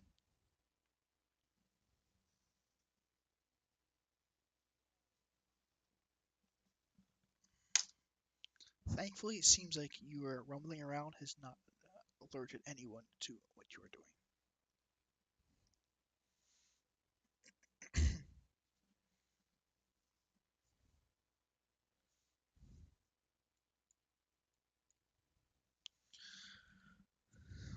All right, opening the boxes up, they appear to be various vials and potions inside of them. Um, you find a total of 9 healing potions, 4 greater healing potions, 2 potions labeled heroism, and yeah, let me know when you're ready for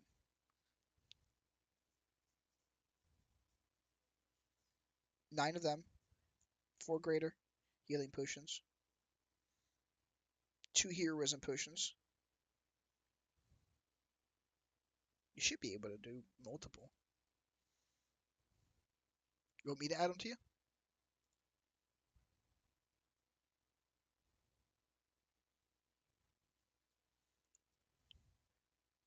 All right, give me a second. I'll do it for you.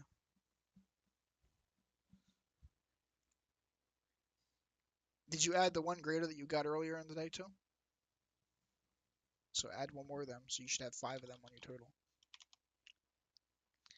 And then you should have 12 of the regular healing potions. So there we go. I added 12 of them to your inventory. 2 potions of heroism. And 3 potions of water breathing.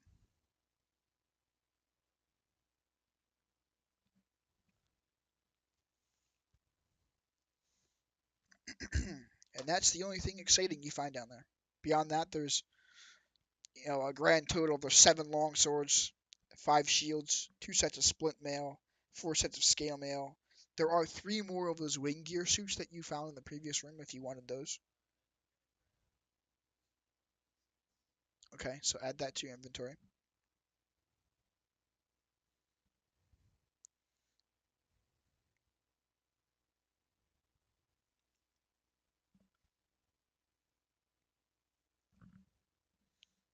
Um, there are 6 longbows.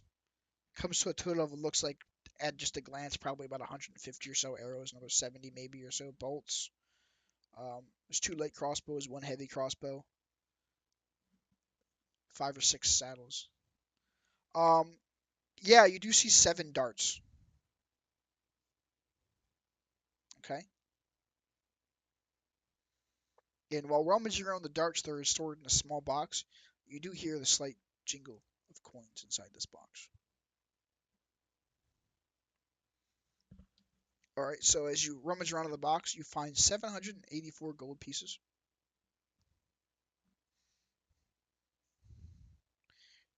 201 silver pieces, 413 copper pieces.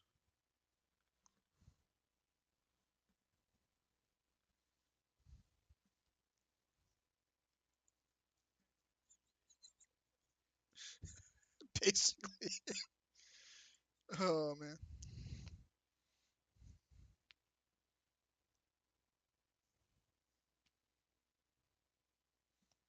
Is there anything else you're looking for in this room?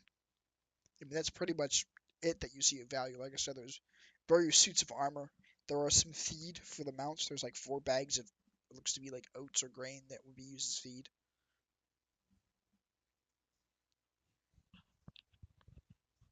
Okay, so just like I don't know if there's anything in there, but I would just add to your other possessions like a bag of feed or something like that. But that's pretty much anything that catches your attention down there. That's basically all of it.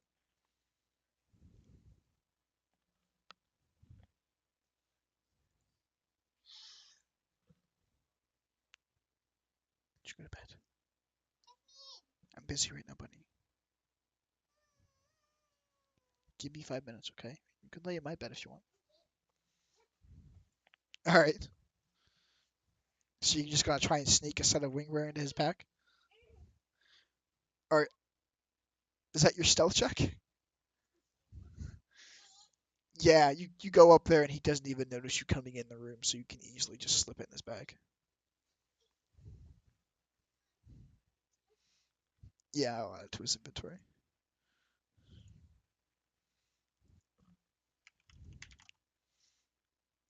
All right, I'll add that to his inventory. Joe, you might need to refresh your page to see that added to your inventory. I don't know. Coming up the stairs, Sinestra, you did notice that this torch at the top of the stairwell is out.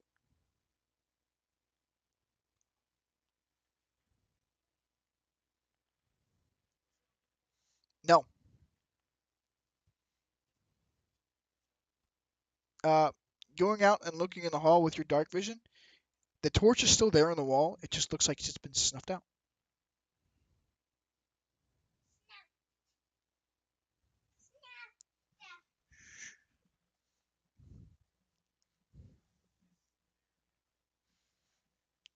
All right, so you go back into the dorm here. You checking in the beds? So as you go to check the beds, you go to check the bunk where Zero is sleeping. No one's there.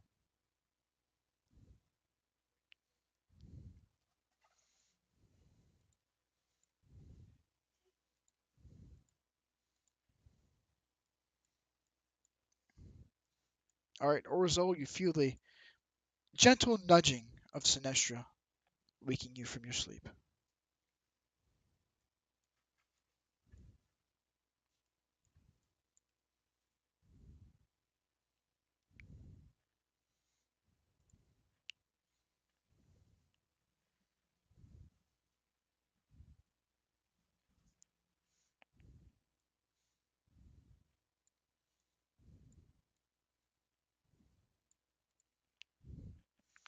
Um, with your passive perception, Thallan, you would have heard some footsteps coming up and down the stairwell from outside. Beyond that, she is peacefully asleep in the bed next to you.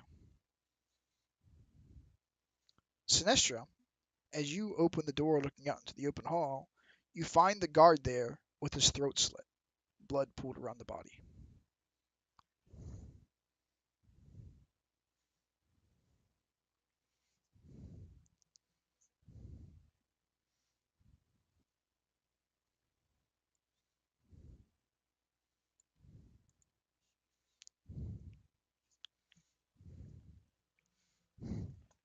All right, so you tell him how to deal with the straps.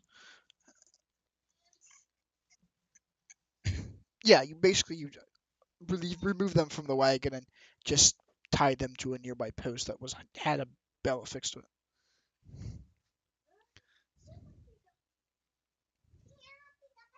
Shh. Quiet, Kevin. Or go to your room. Those are your choices.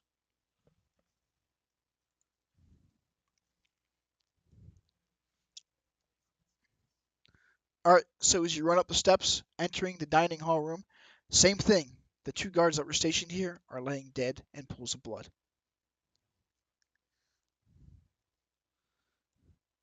So you run up to the floor where Thallan is. Um, all right, so I mean, you can either be quiet or you can move quickly. Pick one or the other.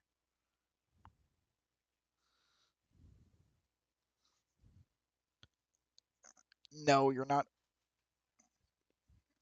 You're not. I don't think you're proficient in stealth, are you? No, you're not proficient in stealth. You can't.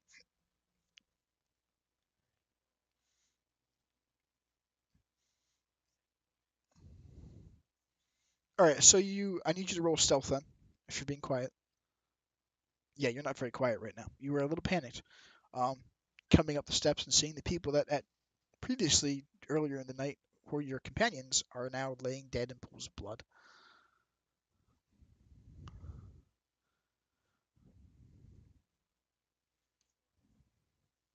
Uh, um, the doors are all closed on this floor. You gonna try them? That door is unlocked. Yes, Thallan, you would hear him. All right, so you open the door and look in the room. Thallan is laying in the bed. He's has himself pitched up on one of his elbows, just looking toward the door, his hand ready on the weapon, waiting for somebody to come in.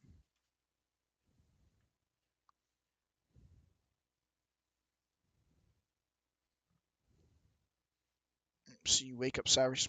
What's going on?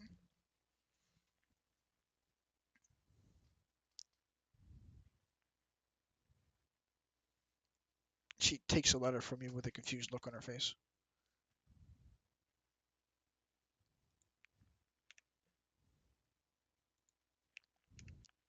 All right, so you gonna check the other doors? All right, the other, it's unlocked. You find him laying in his bed in a pool of blood.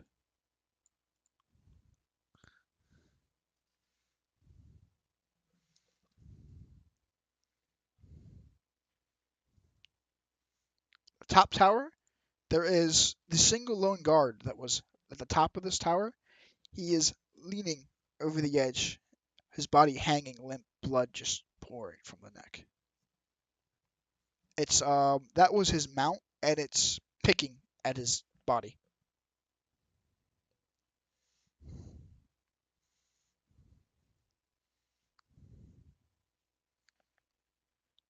You have previous experience riding these things. You have an idea of how to ride them at this point. You still need to roll an animal handling check though.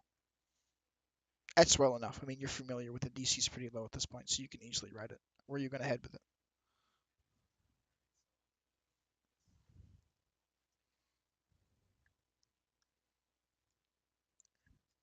All right. So you're going to take the Pidgeotto. As you fly to the bottom of the tower, you see Zirio sitting on a rock with an axe of ice that's stained red at the edge of it, just casually cleaning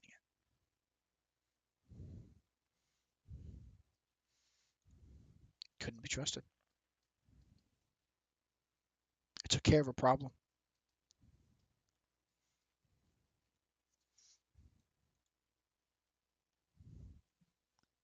Couldn't just be sure that it would be done right if I told you.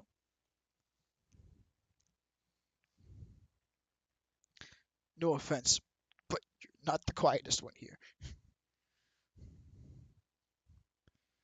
All right, so you barge back into Savra's room. She's looking panicked, but she is now dressed.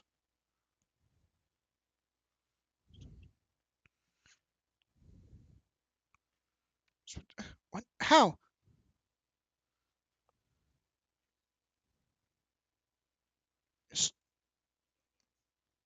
I mean, you lead her to the body, and all you find is the commander is dead. There is a clean cut across his throat.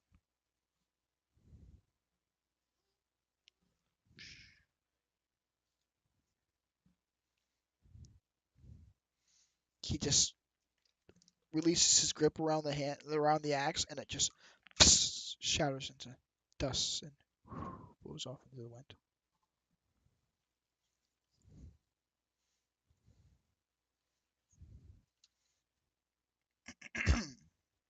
Thallan, what are you doing?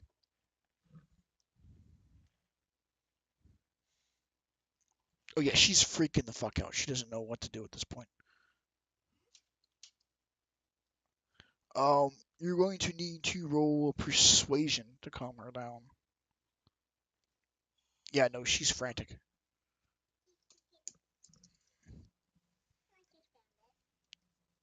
You said you woke everybody up.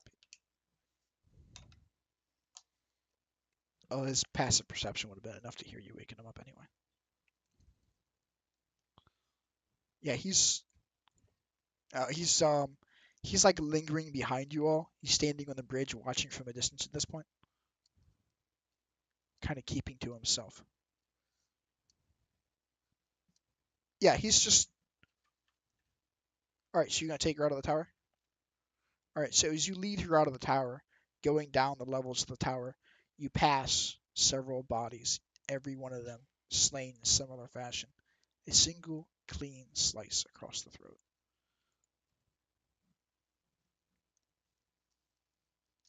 Coming out to the front of the tower, you see Caladwin is standing on the drawbridge, leaning kind of somewhat casually, though there is still an alertness to his stance against the chain that braces the drawbridge against the side of the tower that they would use to pull it up and down.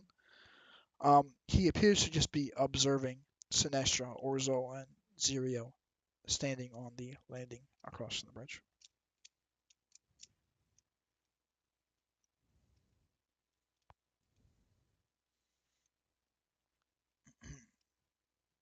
He turns to you and says, "Oh, are we walking? We've got 2 horses. And where are we going?"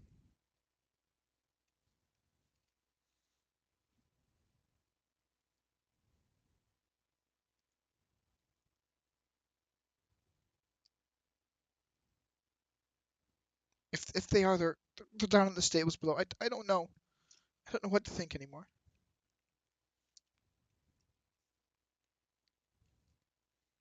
There is one giant vulture that is landed on the edge here that Sinestra is walking, casually over to every now and then, just make sure it's calm before returning to whatever conversation he's having. I'll be right back, guys. I'm gonna get this kid in bed.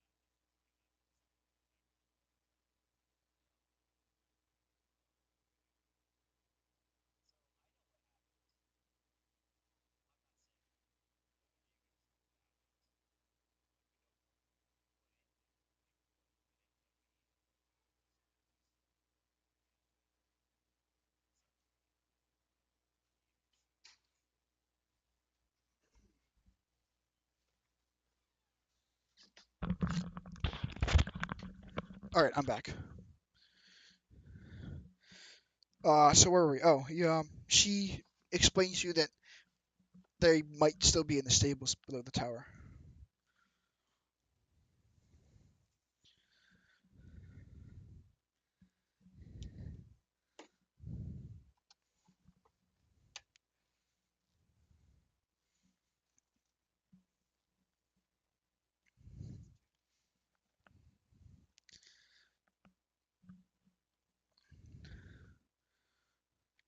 All right, I will move you guys down to the basement here. We're gonna say Caladwin follows you.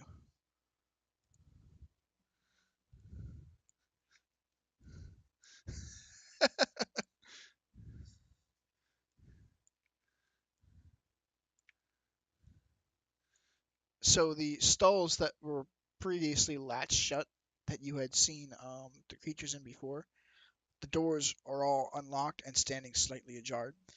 The room to the south, as you exit the towers, the one guard that was previously stationed down here to organize and watch over or sell the wares, lays dead in a pile of his own blood. The vulture in this cell seems quite happy by the situation, as it is enjoying what remains of the body.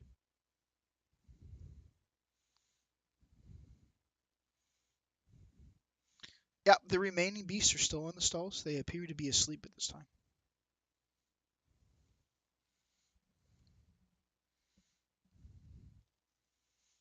His name is Caladwin.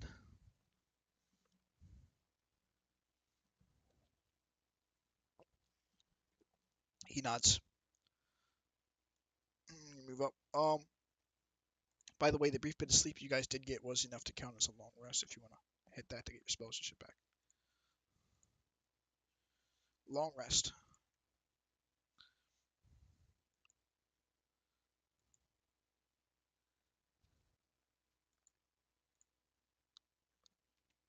Yeah, easily enough.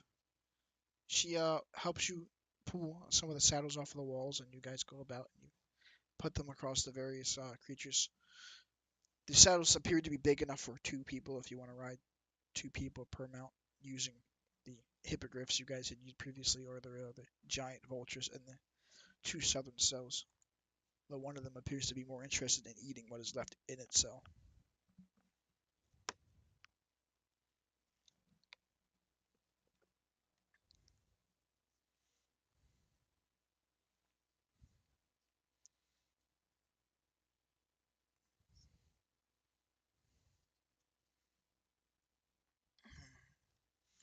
Someone finds what I heard. He was trying to arrange.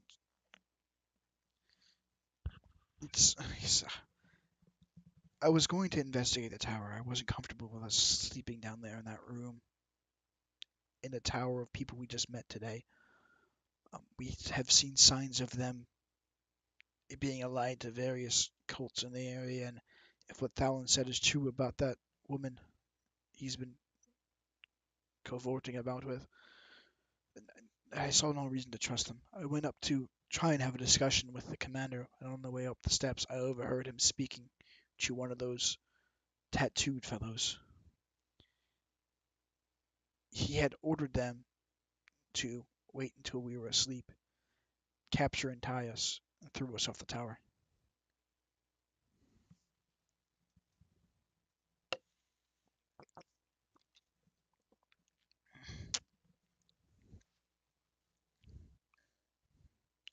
I just simply thought it was prudent to strike first.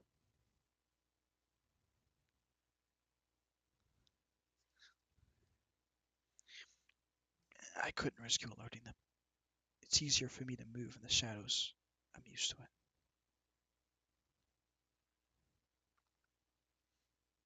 At the very least, this way it would have looked like if they'd caught me, I was the only one that was a threat to them. The remaining of you could have reasonably denied any sort of association to me and bargained your release.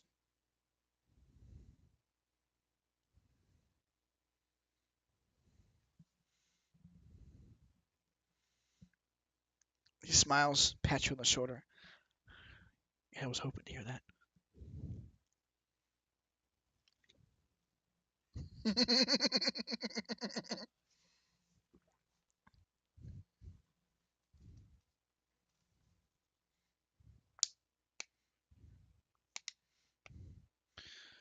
As you're saying that, Cloudman comes just running up the steps. He's not worried about anyone making any noise at this point because, well, everything's fucking dead. He says, the mounts are still in the stables below if you want to use those.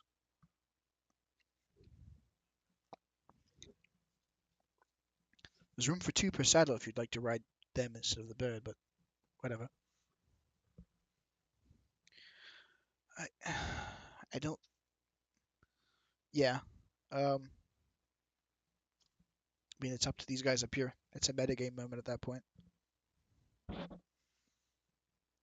Also, you guys all are now level 5 after this grand slaughter, by the way.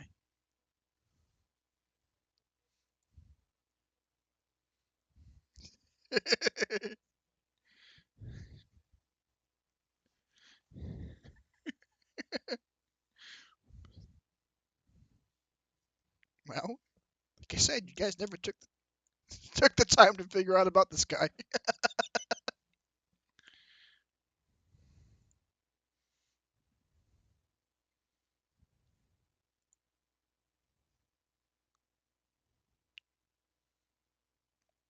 Yeah, it is the dead of night right now.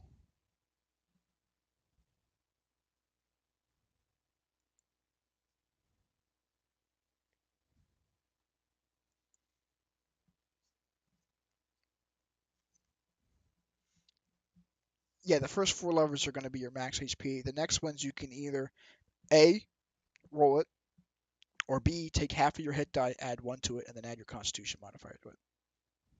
So if you want to try and roll it to get higher, go for it. You are re-rolling ones. Yeah.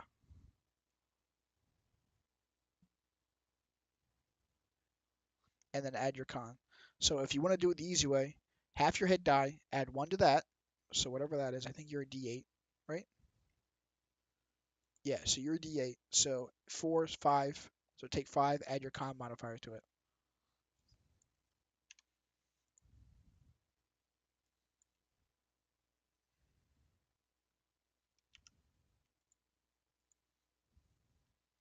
So go ahead and do that. If that's what you want to do. Or you can roll it. I mean, it's up to you.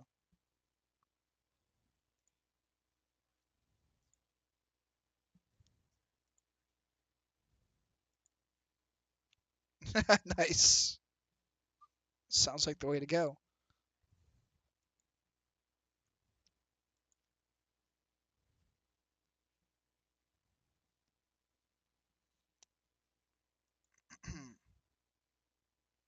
So when you level up, go to your hit die, whatever your hit die is for your character. I don't know what the hell your hit die is. Take half of that if you want to do it what I call the easy way. Add 1 to that, and then just pop it in there. It should add your con modifier to it automatically.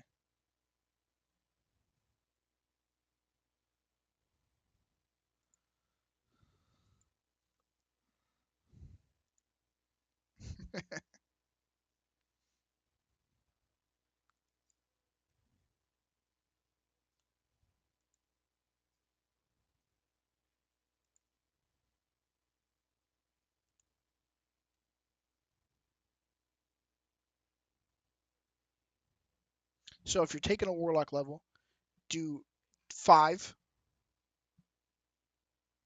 and just put that in your hit pool thing, and it'll automatically add your con modifier to it, and that's your hit points.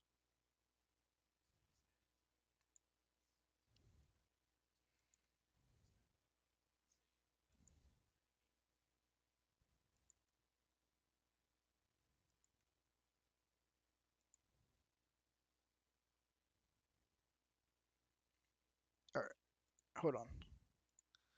So when you level up, you're taking 1 level of warlock, right? Yeah, he's taking a level of warlock. So you take that your hit die is 1d8.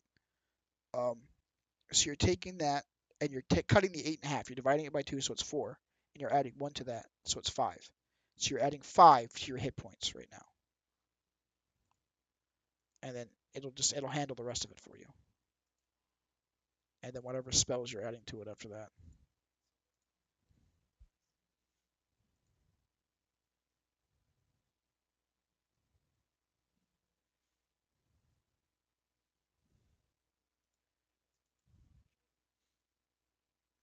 If he's a Hexblade Warlock,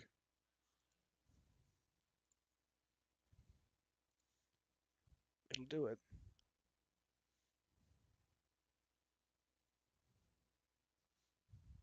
Whoo! Look at you go.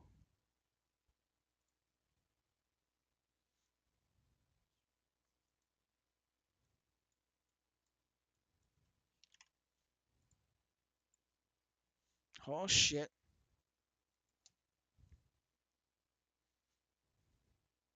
Look at, here comes Orzhal and his 3rd level spells.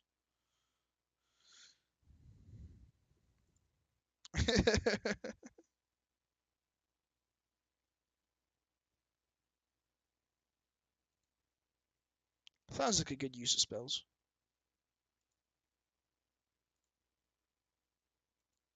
Woohoo!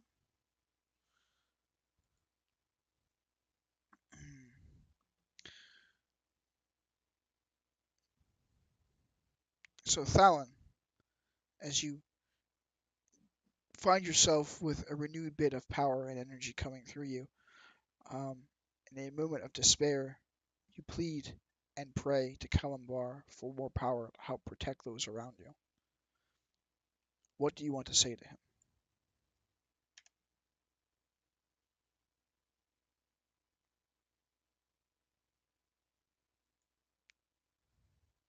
Did you write it down by chance? Oh no.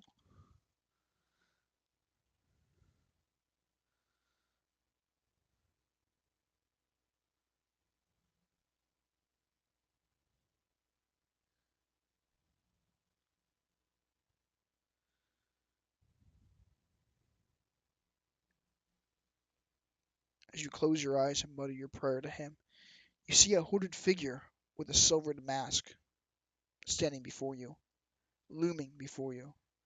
You find yourself on a plain gray field, and your entire vision is engulfed by a large visage. It appears to be just a head looming over a horizon. You cannot see the rest of the body, it's so colossal. You have been raised to eye level with this giant being. Your god, your deity, Kelemvar himself stands before you, judging you.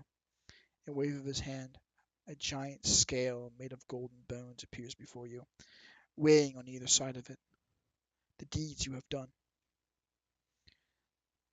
To the left rests all those you have done right by, those that you have helped, those that you have tried to aid, um, those that you have attempted to help to correct the wrongs in their lives.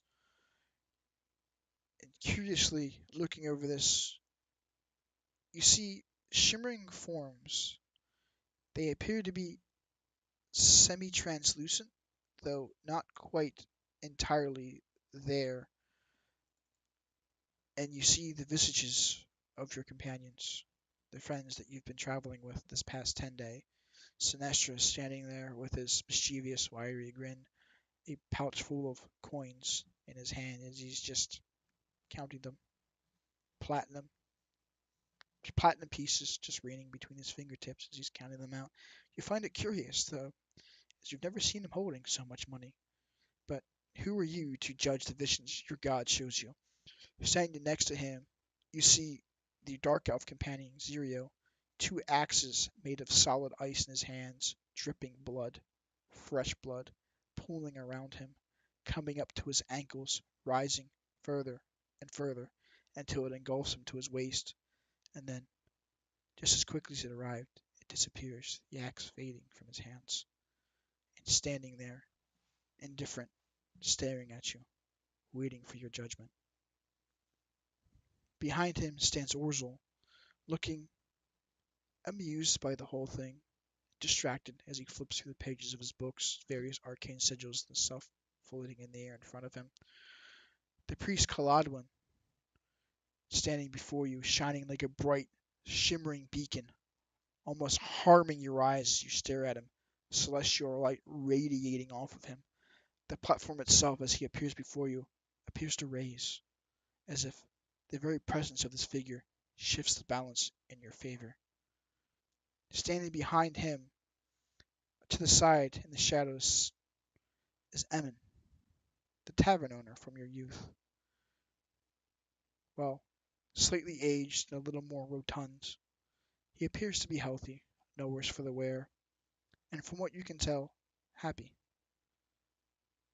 Um, it appears as though he looks at you for a brief moment, wistful, as if telling you, I miss you, but I'm proud of you.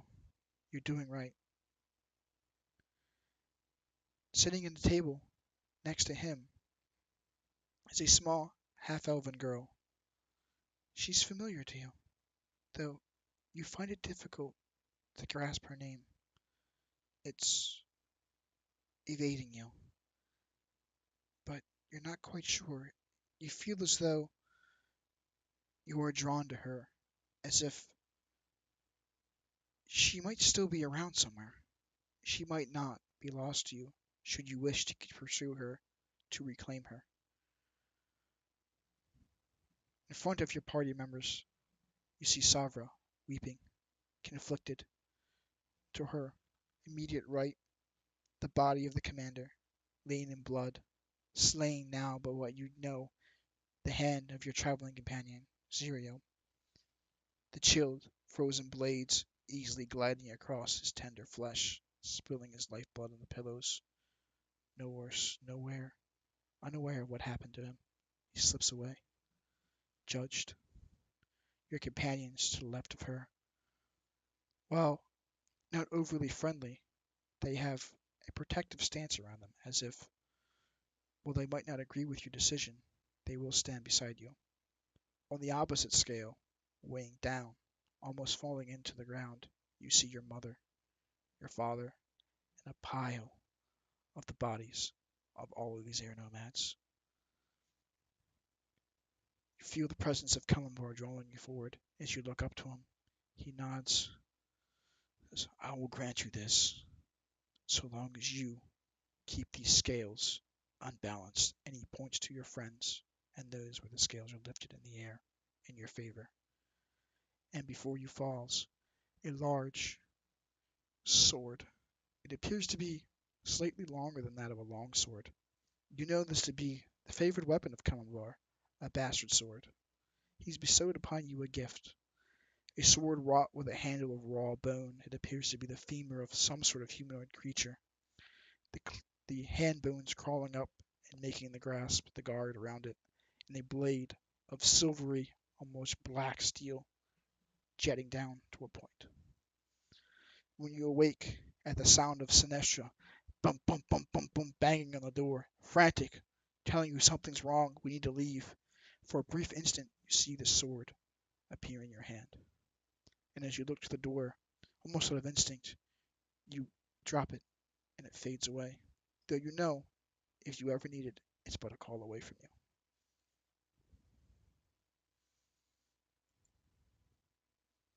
You are now one level of Hexblade Warlock. And you have in your inventory the Kelemvar's gift. If you refresh your page, you have the weapon.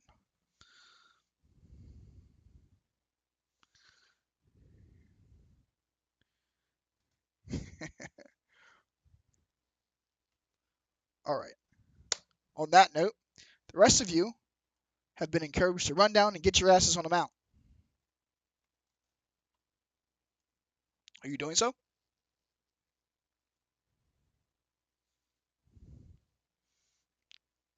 Alright, so Orzhal makes his way down. Zirio and Kaladwin do the same. As they reaches the bottom of the steps, Kaladwin gives you a knowing stare, nods, as if in approval, gently pats you on the shoulder before stepping into one of the cells and mounting one of the hippogriffs.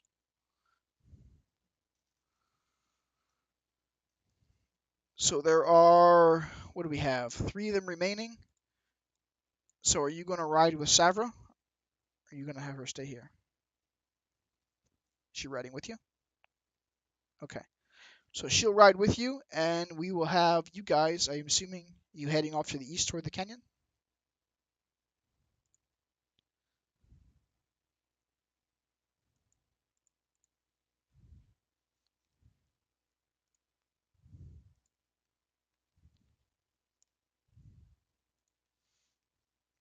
So you're just going to unhook them and set them off? Okay. So you unhook the horses and send them riding off before you run and descend into the tower. So you guys all get on the hippogriffs, you spur them into motion, and ride them out of the tower, heading in the easterly direction. As you fly up to soar above the canyon, you see Sinestra waiting for you, hovering there on a rather impatient-looking giant vulture.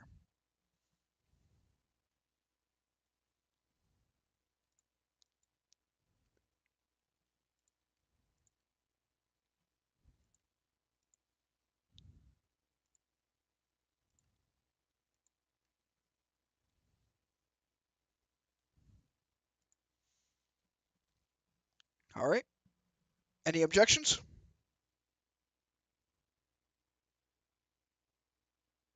All right. So, as you guys fly off to the east, heading toward the chasm, approaching your way toward the waterfall, an enormous chasm splits the earth as far as the eye can see, and pervasive subterranean darkness. A crude, narrow stairway hugs the rock along the side of the chasm as you approach. You feel as though you probably need to get off your mount and go on foot from here.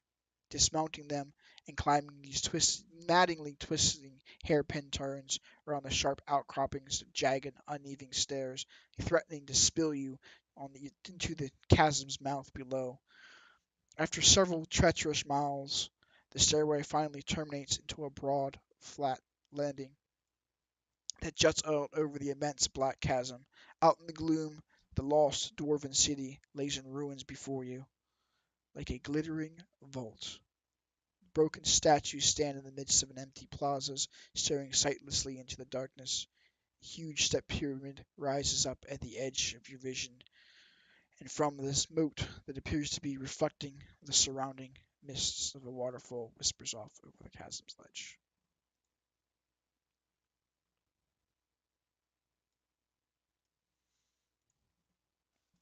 I'm going to pull Savra in here with you, since you brought her with you.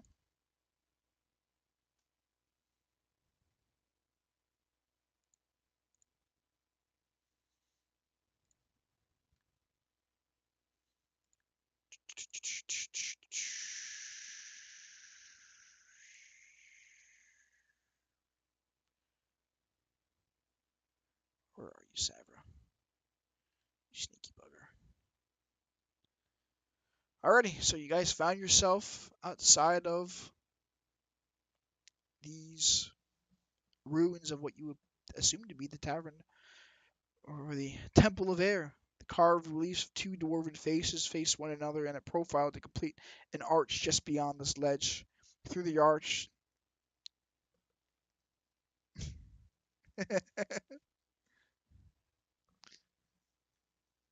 God damn it! Let me go ahead. No, it's. I'm glad you said something. Um, did that fix it for you? Perfect. All right, we'll go with that then. It's apparently there's some sort of fun bug with this thing. All right, so before you, as I said, there's a large arch that appears to be made of a couple of dwarven statues that frame this doorway. Down this blocky contours of this sprawl into what is what you think to be a lost dwarven city in subterranean night. From nowhere within comes an agonizing wail, followed by a breathless ramble of whispering pleas. The whole city seems to be joined in a chorus of screams from creatures mad with torment.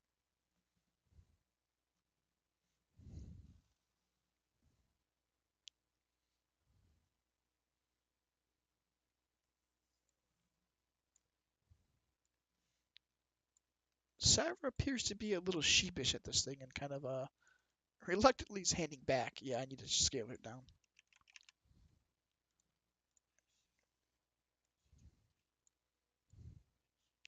Dun dun dun!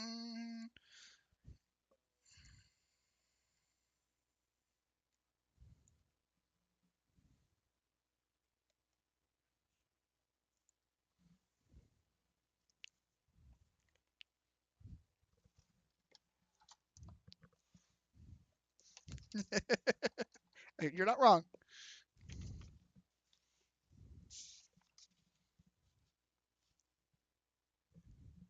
Just walking down the hallway. Well, if you're going to be stealthy, you need to roll stealth.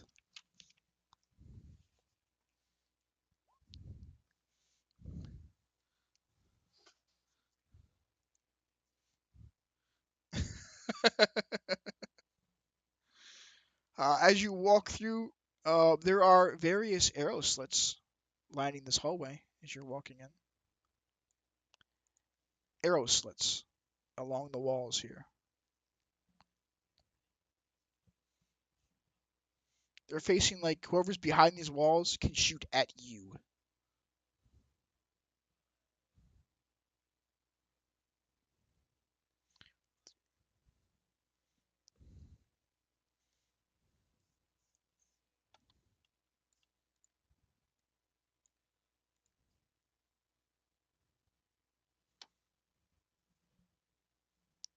Which one are you looking through?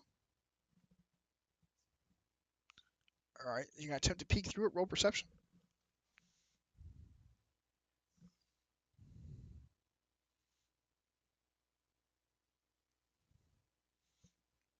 Peering through the arrow slit, you see a humanoid, feathery creature.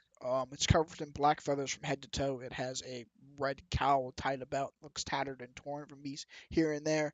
Hanging from its neck, thanks to your ridiculously high perception roll, you see a small collar engraved upon it, the emblem that marks this as a cult of air initiate.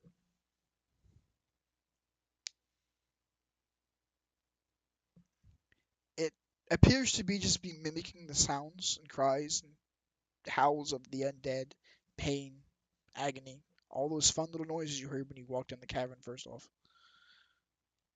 From what you gather, it's probably coming from this creature. It has not made any sort of thing threatening toward you, though when it sees you noticing it, it just kind of like hides behind the corner and continues to make the noises a little more urgently and louder in your direction, attempting to scare you off, basically. Yes, it knows you're here.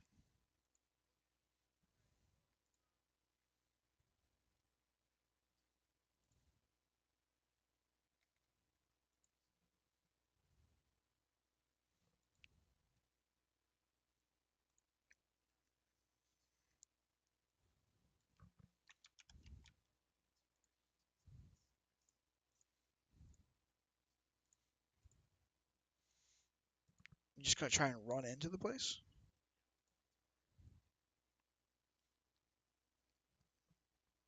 All right, was the rest of you guys keeping up, or you just kind of move at a casual pace?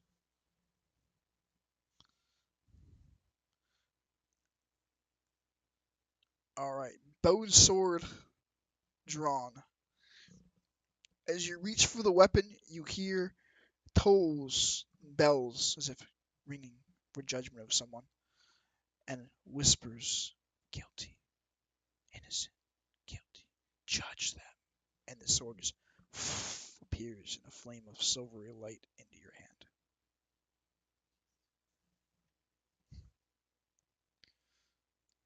Savra is sheepishly following you. Sorry, what were you saying?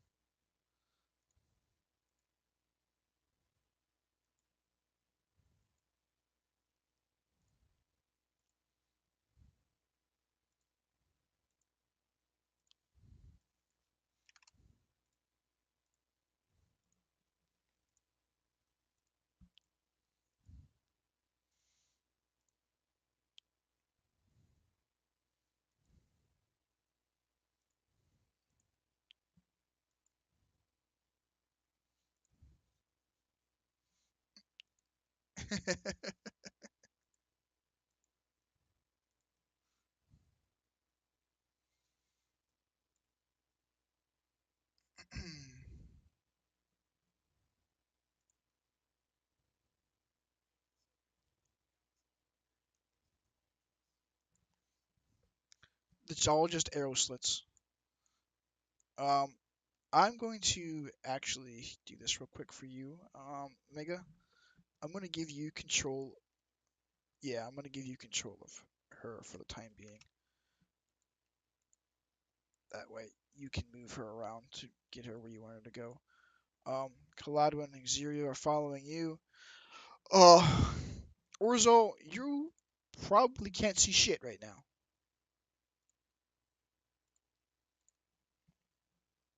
I'm assuming you would like some sort of light source.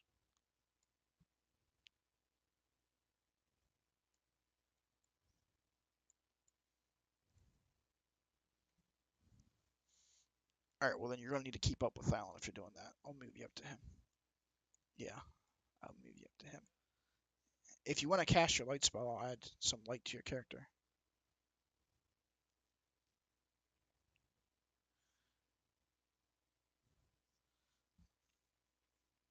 I mean, Savra's.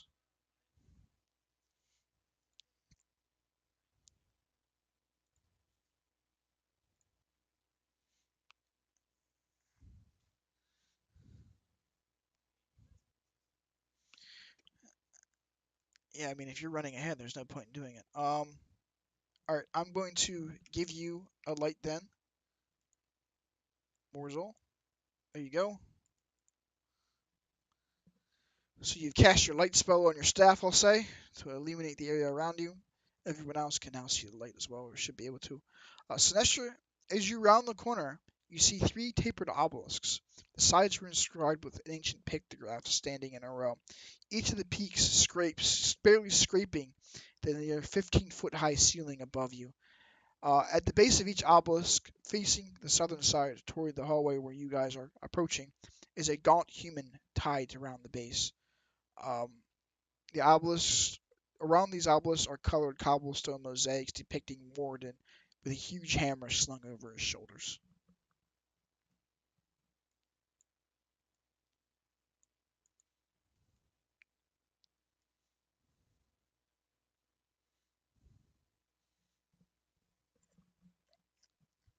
You're gonna throw a dart at the guy stuck to it. He's tied to it.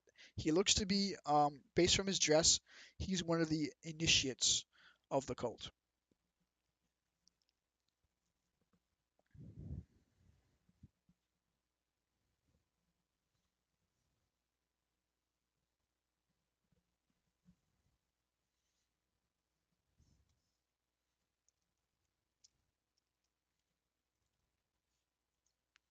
It'll hit. These guys are emaciated and exhausted to the point where they're not even giving up a fight. You throw the dart at him and it embeds itself in his. Ah! What are you doing? Leave me alone!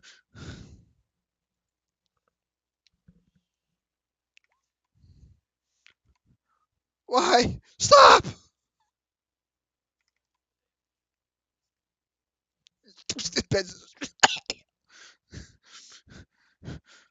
The masters say I have to live on air alone. Leave, leave, leave me. He just expires against the pillar. He did not have much fight in him.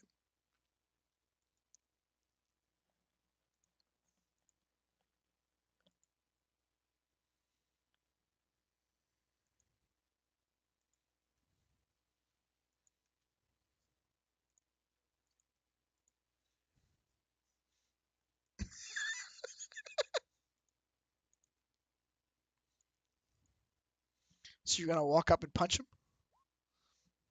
as you approach him. He's, no, leave me alone, and he just tries to struggle like to get away from you. As you just lay into him, and you're sickening as his head just collapses in a pool of blood against the spire. What? While you are doing this, Kaladman comes up. He's, what are you doing? They're of no threat to you, man.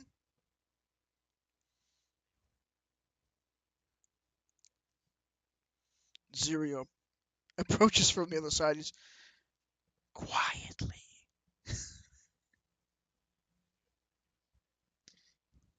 You take the spikes of your bladed gauntlets and slide them into his throat. Pull them out as he gurgles up and tries to yell, but just collapses.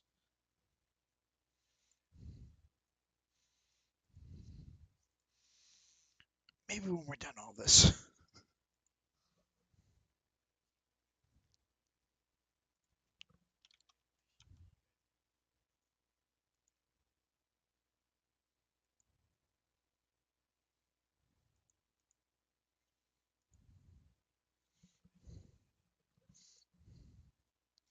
Yeah, he's cast his light spell.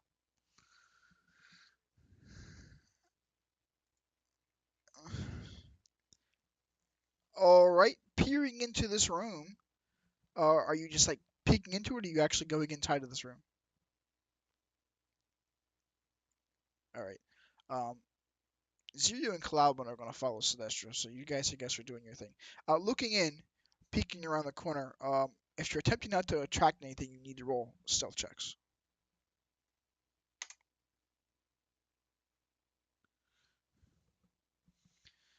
While you are quiet, Savra behind you stumbles slightly in her step, and you hear the jingling of her chainmail armor.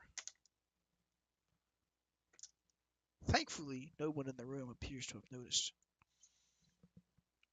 Glimpsing in, you see two massive stone pillars, threaded holes in the floors and the ceiling of this vast chamber.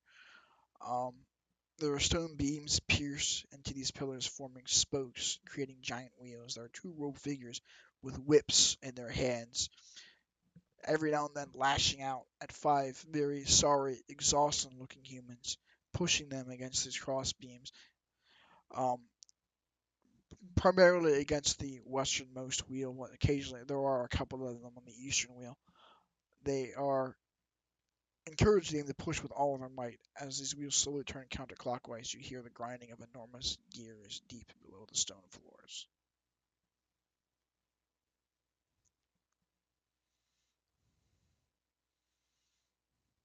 She's been holding a rapier this entire time.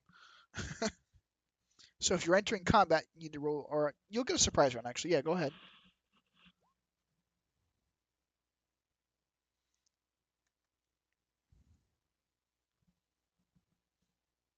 Um, yeah, roll your attack right now. We'll count that as your initiative, but you're going to roll attack because you're getting a surprise round.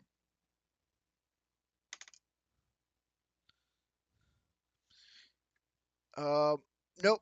As you go to swing at them, he notices you're approaching, narrowly steps aside, turning and yells out, "Intruders!"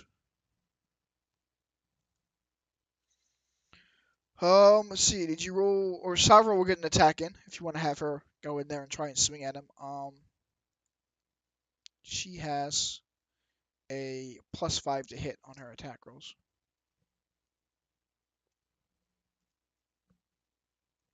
I can roll for her. That's fine.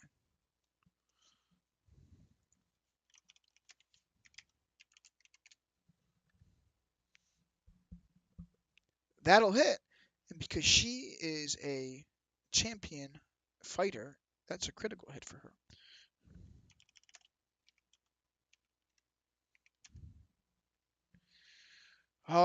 It's gonna do a grand total of 10 points of damage to the air priest in front of you. He gasps in pain mid-sentence as her rapier finds its way between the threads and plates of his leather armor, sinking a few inches into his belly. Poor bastard. On that, it is. Let's see. Did you roll initiative for her too? Okay. Let's see. Her initiative is. Yeah, so she is. It's going to be her. So she's going to attack again. This is immediately her turn. Hooray for Savra.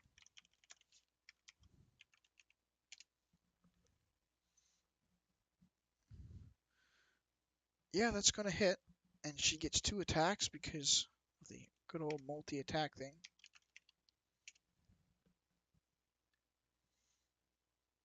First one hits, second one misses.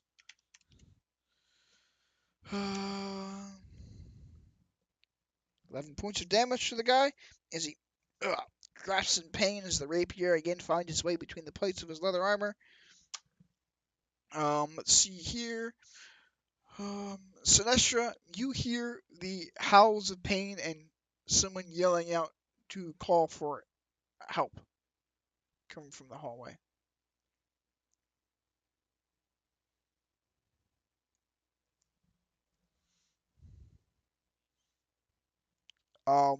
The one that you are looking at currently, looking up at the large stone pyramid above you, you do see a figure perched atop a wyvern who is facing off to the eastern side of the cavern. He has not noticed you yet.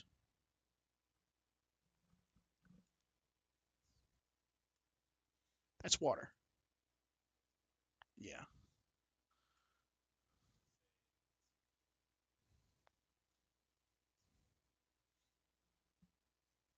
You guys gonna roll perception on this shit?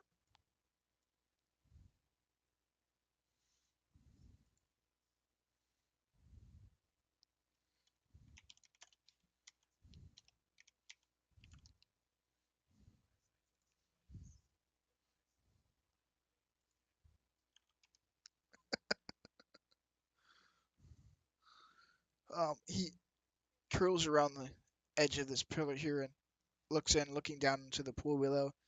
Something glittering down there, looking into the water. And then he looks around the corner and notices the same thing you did at the top. Is motioning shh and points at the guy on top of the pyramid, perched atop of the wyvern.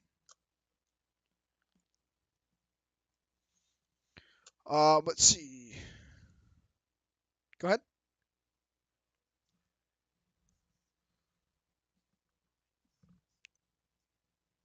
All right, so you can move two of those squares for your. Oh yeah, so you can move 6 squares if you wanted to for your action, and then if you wanted to use your full action to move, you can move another 6 squares. Yeah, if you wanted to use your full action to move.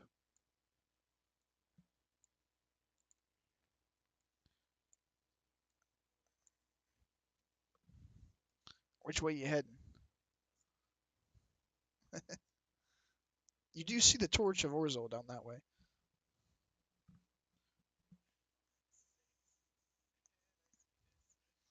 You would get right there. Yeah. If you want to use your bonus action, you can dash into the room, but that's all you're doing this turn. All right. If you bonus action dash, you can get as far as to where I just paint the map. If you want to go all the fucking way in there. All right, that's fine. All right, so you come in and you just come around the corner real quick. Um, let's see. Thallan went, or we had you go. It's going to be the priest is going to take his turn. This guy back here, hearing all of the commotion, steps forward and seeing you guys and your fun little shit you are doing down here, is going to attempt to cast a spell at Thallan. You see what to you, Sinestra, is a familiar incantation of the Witch Bolt spell, and he attempts to lash it out. Yeah, you need to roll now. He attempts to reach out. Wow, one. Nice job. You're in the order. He attempts to reach the spell out at you, Fallon, but seeing the incantation turn coming at you, you just bring the Kelemvar's judgment up and deflect the spell, sending it scattering into the stone below. Let's see. That then brings us to that would be Thallan's turn. Orzhal, if you want to enter combat, you can roll your initiative now as well.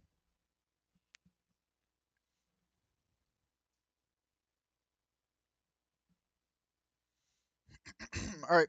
So Thallan will be your turn, and then Orzhal will go.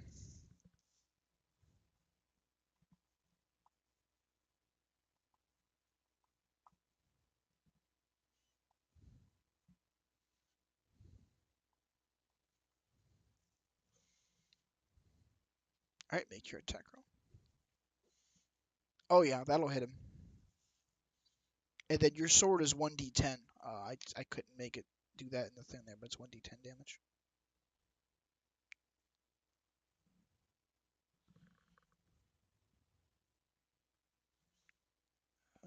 Let's see.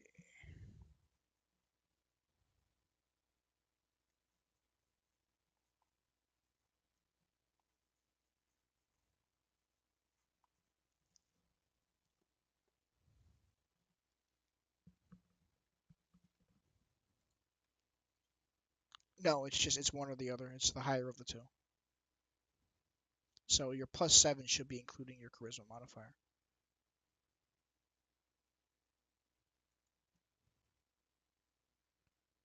Or yeah, because you got a +3 bonus to it, and it's a +1 weapon. So yeah, it's your charisma modifier plus proficiency plus the +1, which gives you the 7 to hit. And then it's charisma modifier +1 for the weapon for damage, so it's 1d10 plus 4 damage. So you did 7 points of damage to the guy standing in front of you. Okay. Swing the blade against his throat. He's none too happy about it, but that's all he can do is yell and scream in pain. Um, so that brings us to Sirio, who's going to just run full speed down your way. Um, Orzhal, you can make your go.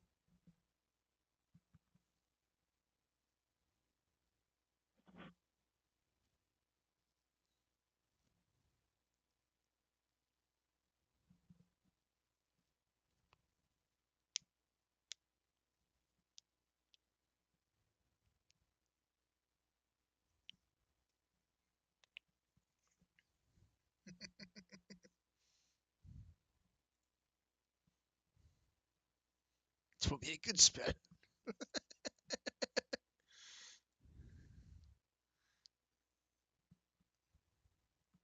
Say firebolt. Okay. Say fireball is gonna hurt people.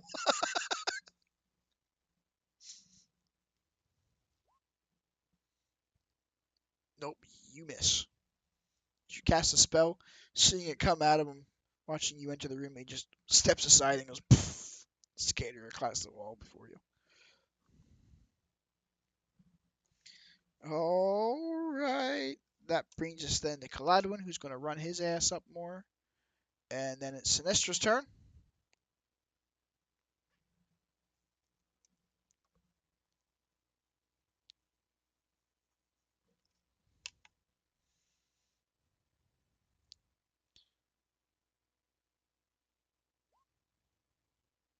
You're muted, by the way, Sin. Well, your attack roll hit, so whatever you're doing. Which one are you witch bolting?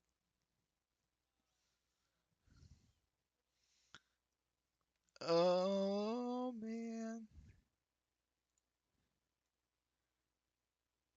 Yeah, they're both within 30 feet. The one standing in front of Thallan and Savra is looking pretty fucking hurt. The other one hasn't been touched yet.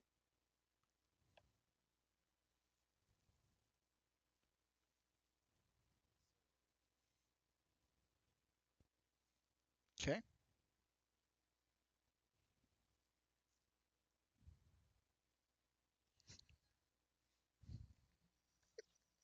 I don't think he is. Thallan and Savra, as you guys are frantically battling this priest in front of you, Sinestra just kind of weaves a bolt of energy between the two of you, making a bit of an electric fence between you and the priest in front of you at this point now. Uh,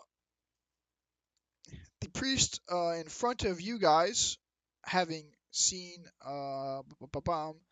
him attempting to cast these fun little spells and feeling a little wounded at this point, is going to he's going to cast the Blade Ward cantrip on himself, give himself resistance to slashing and piercing damage, and then he's going to take his scimitar and attempt to swing at Thallan, and that's going to be a miss. As he swings at you, you just parry it aside easily with your blade. That brings us back to the top of the round, which is Savra's turn. She's going to again take attacks at the fellow in front of you, attempting to bring the blade around over the witch bolt. She nimbly parries around your bolt of his thunderous energy, making a fence between the two of them, and just kind of reaches over and jabs him in the throat with the point of her rapier.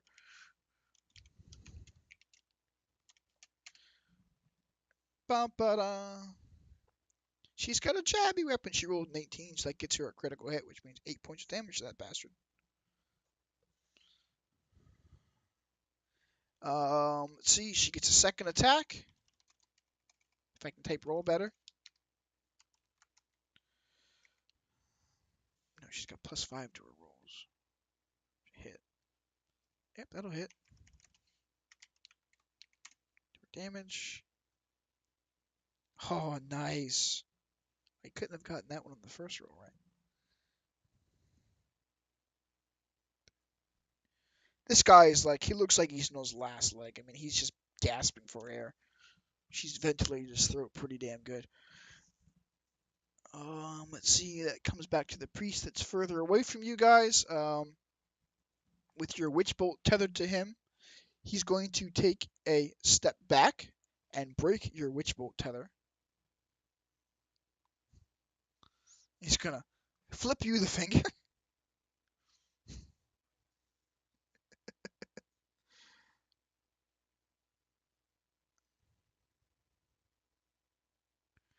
And then weaving his hands in a motion of kind of like a whirlwind, he's gonna, after doing that, it feels like he throws something out in your direction. I'm going to need you to make a strength save, Sinestra.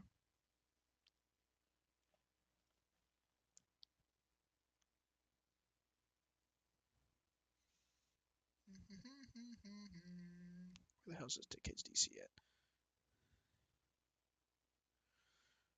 You just barely manage to dodge it as he casts a spell. A whirling dervish of dust erupts underneath your feet, and you just step aside and just whoosh, and harmlessly slams into the ceiling of the nearby to the chamber above you.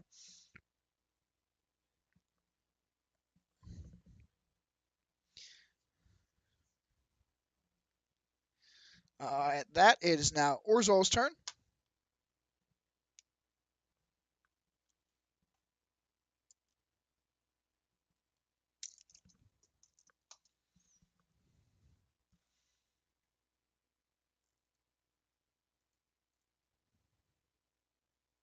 You there, Joe?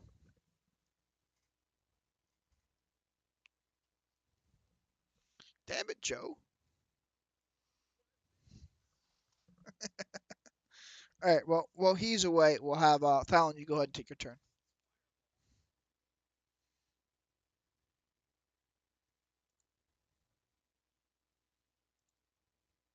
All right, Thallan, go ahead and take your turn while we wait for Joe to come back.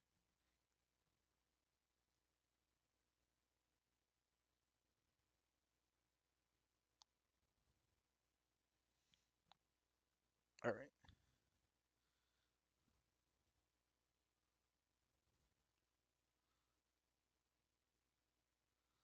14, you say? Just barely misses.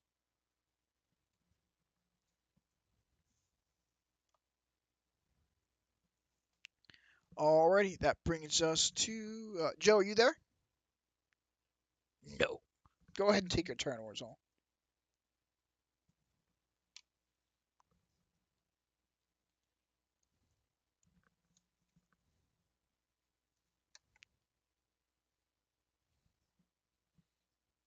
All right. The fellow standing in front of by the way, the fellow standing in front of Thallan is looking really beat up. I mean, he's like on his last fucking leg.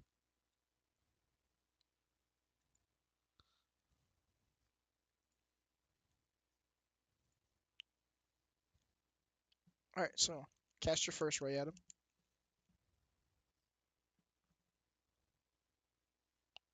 If you're casting at first level, yeah, you get 3.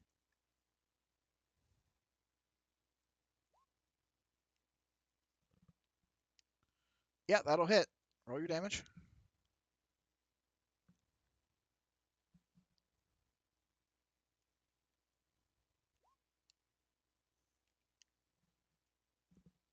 9 points of fire damage. You guys are Thallan and Saver are definitely trading blows with this priest and whittling him down a little bit. He's looking ragged, gasping for air, blood pouring from various puncture wounds of Saver's rapier. Orzhal just kind of casually flicks a little bolt of fire at him and rolls his way around you guys a couple times before pinning him in the face, and he screams in agony before slumping to the ground, quite dead.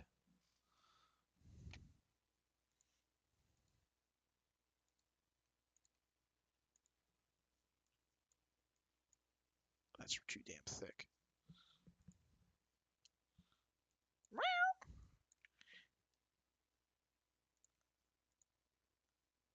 Whew. That'll hit him. You're a cat, man. Yes, because you're letting your bard play. You said 17 to hit Joe, right? 19. Yeah, that'll hit him.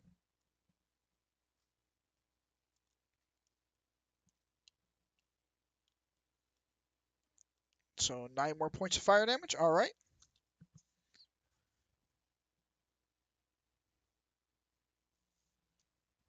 Yeah, that'll hit him. Another 9 points. Nice. Consistent. I like it. Alrighty. Um, that brings you to Zirio's turn. See, rounds the corner and sees these priests that you guys are fighting. He's going to draw his swords, flicking his wrists as the two flaming blades appear in his hands and make his attacks against this bastard.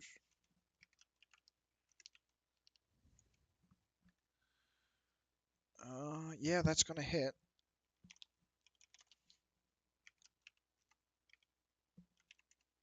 I believe it's 5 for his dex, right? Yeah.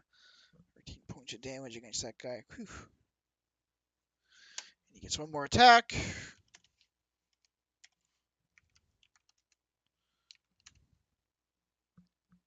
Hooray for rolls. Yeah, that'll hit. Why don't I just do it that way. Another 8 points of damage against him. This guy's looking pretty goddamn rough now.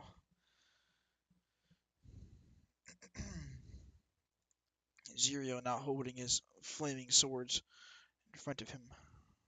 Hooray!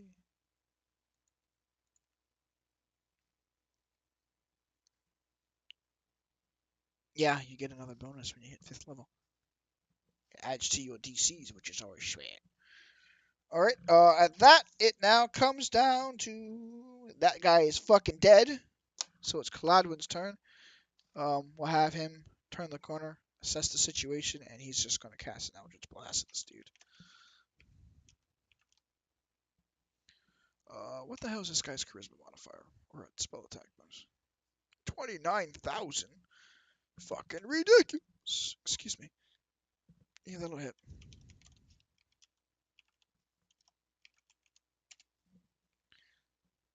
Nice. It's a blast of divine eldritch energy pound into the guy's chest. Just falls over, quite dead, on the floor.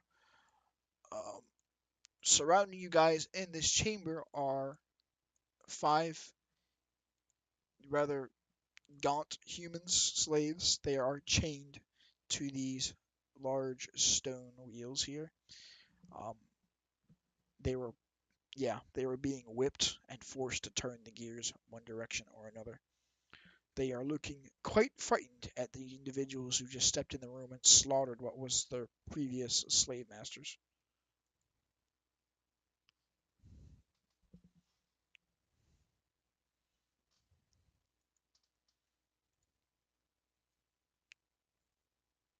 Alrighty.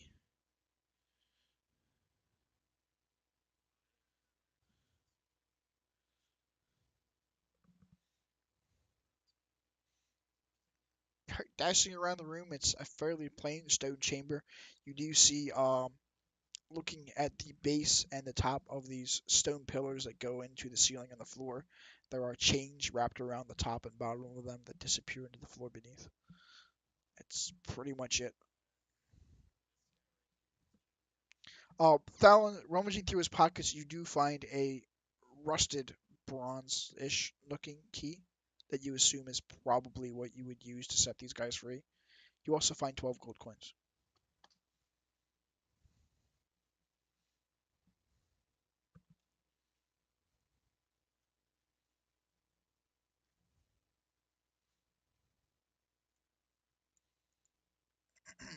As you approach him, he appears frantic and scared.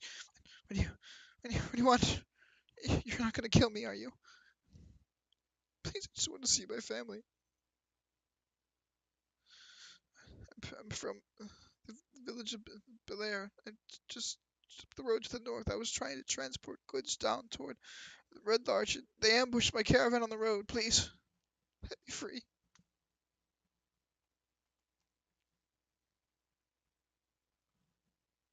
All right, you undo his shackles, and without a thought to himself or you guys, he just mutters thank you, and then fucking bolts. He's gone. Just runs out.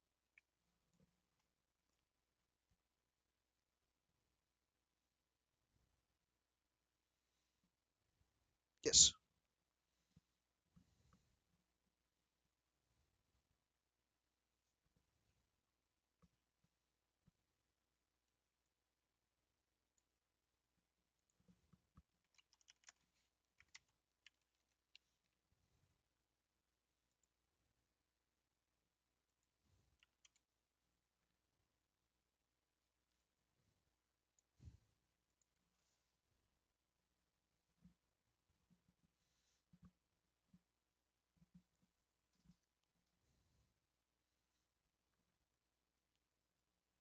As you mutter through the incantation and attempt to enchant the blade, the enchant does not hold and has no effect. It appears there is already an enchantment of similar or stronger on this weapon.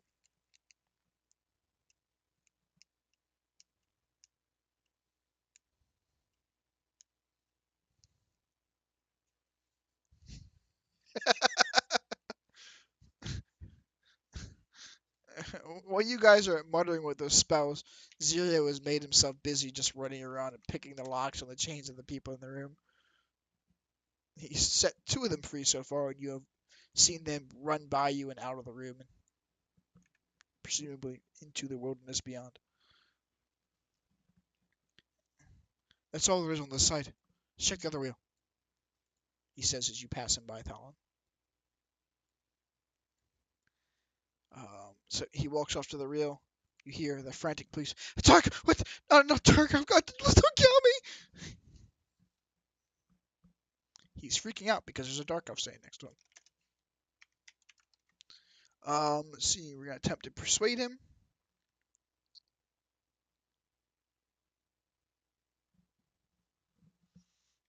Your presence alone is enough to kind of calm him down. We'll call it as an aiding, a helping action, and we'll give him advantage on this roll. He raises his hands. In doing so, his weapons just fade from him, and he appears to be unarmed before him. I mean you no harm. Speaking in low, soft tone, and attempts to calm him. I'm going to get you out of here. Find your family. After calming the man down, Daphne picks the locks, and he not just thanks and just gone, runs out.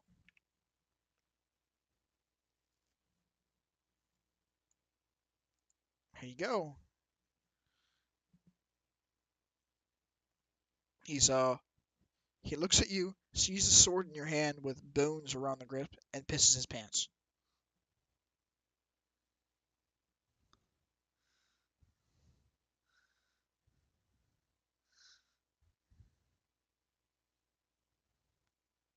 All right, you just let go of your sword as if to drop it, and it appears to just fall the way of the tip of the blade, taking precedence, and just kind of falls into the ground, disappears.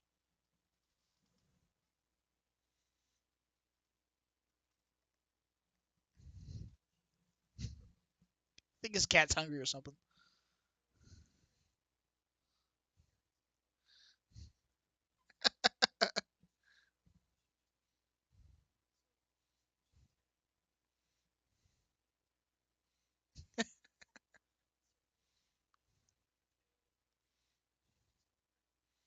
Crazy ass cat. All right, so you unlock his shackles. He looks around you, notices Cyrus standing behind you, and uh, kind of mumbles through an apology, and then just pushes his way through you guys, and again just runs the hell out of the room, and he's fucking gone.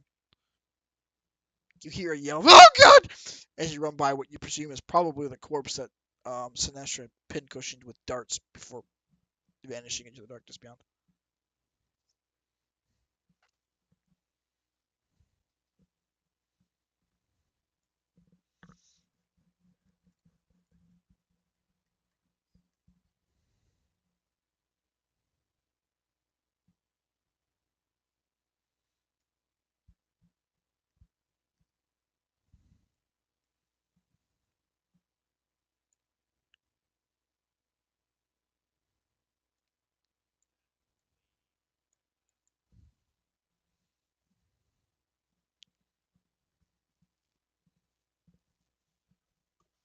Are you speaking to Savra?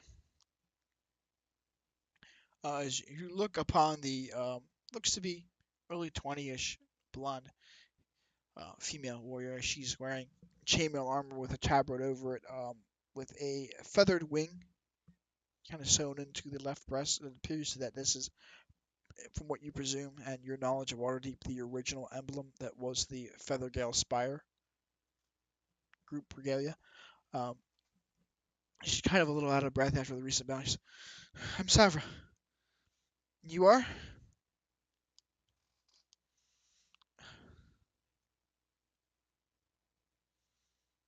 I'm not sure who's looking after who.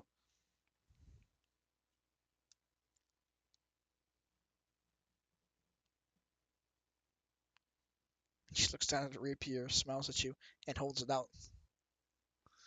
She holds the rapier out in front of you.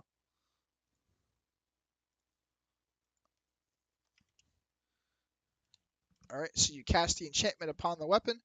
This time, it takes hold. The weapon shines with a brief blue light shimmering before a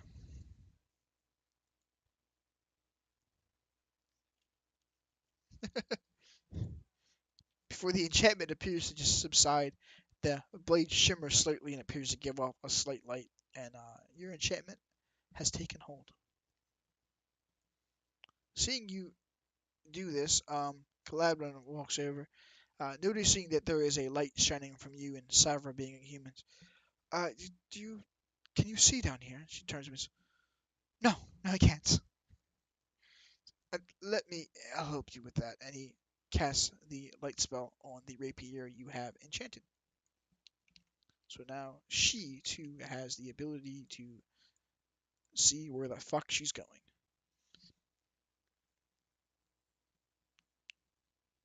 Yeah.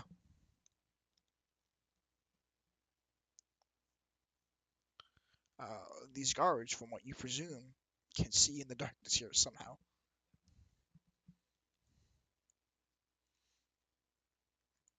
Yeah, maybe next time ask before you murder people, you murder hobos.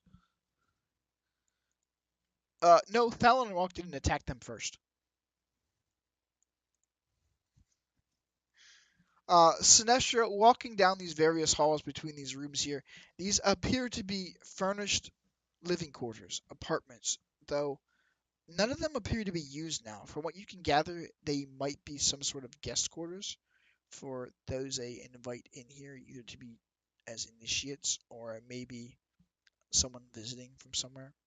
You're not quite sure what the cause would be, but it occurs to you that should you guys need to rest, this is this is probably the safest space to do it, as you could reasonably fortify the doors in the area here.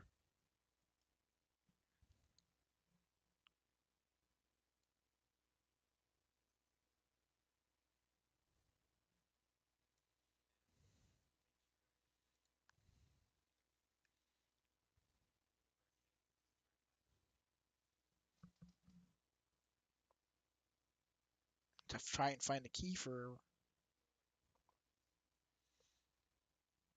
rummaging around. These buildings are more or less intact. The furnishings and decorations, most of them have been removed. There are bits and shards of rubble, some broken pottery, and bits of bone littering the floor. You do, as I said before, find there is a bed, a albeit kind of crooked table in some of the rooms, and a set of broken slanted shelves across some of the walls, though whatever was on them is long since gone.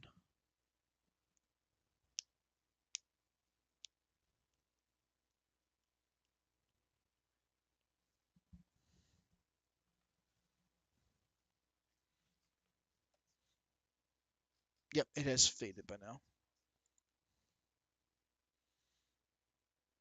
It's living quarters, the same thing you just saw Sinestra walking through. They just all right.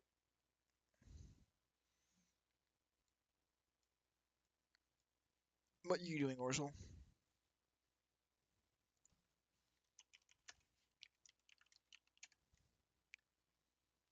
Yeah. Roll an intelligence check.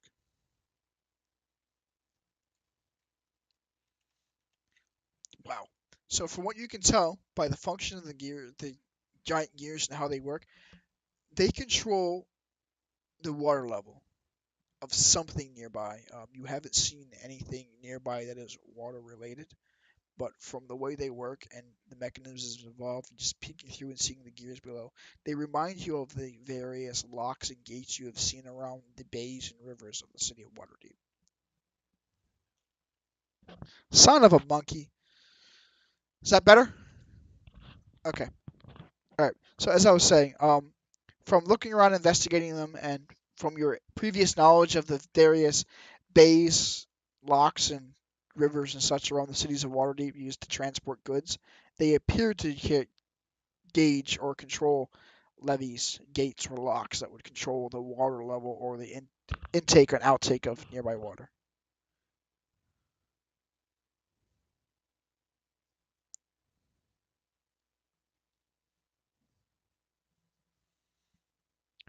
As you entered, you would have seen the waterfall going down into the chasm below. From your guesstimate and with your wonderful intelligence check there, you presume that maybe these control the gates that would either feed that waterfall or prevent that waterfall from going over into the chasm.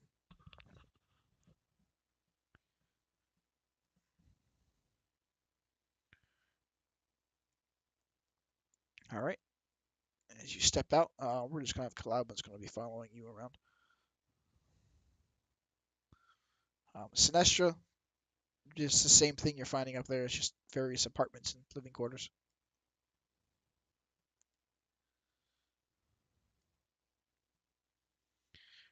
All right.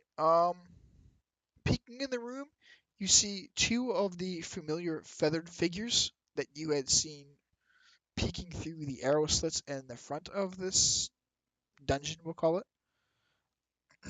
Against the back wall, you see various frescoes covering. One is depicting the creation of the dwarves by Moradin. By your knowledge of religion, you would understand this. The other is a massive battle between orcs and dwarves. The far wall is pocketed and pitted with holes in the masonry where gemstones, you presume, had once surrounded the altar and that is shaped like an anvil. There are now chipped remnants of garnets and agates remaining. In the middle of the room, you see three of these bird-headed creatures, and they are tormenting a group of shackled human prisoners.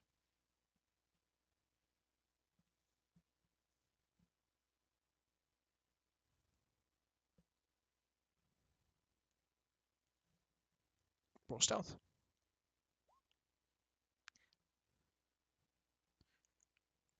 As you barge in, the three bird-like creatures put themselves against the back wall and squawk in your direction.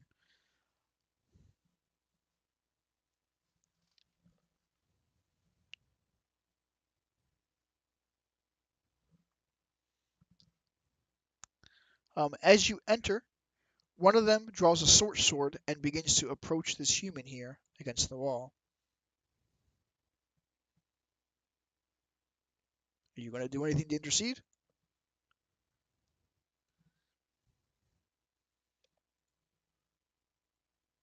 I mean, you can run out and just kick his ass in the teeth if you want to do that. Alright, so as he goes to it, I need you to roll a dexterity check. Oh no. So as you run at him, he sees you and squawks in alarm and frantically lashes out with a short sword at the human. Thankfully, you're charging in there and distracting him. The sword clink nicks off the wall nearby, and he, what the crap? And he just kind of like dodges to the side, trying to put some distance between himself and the Birdman.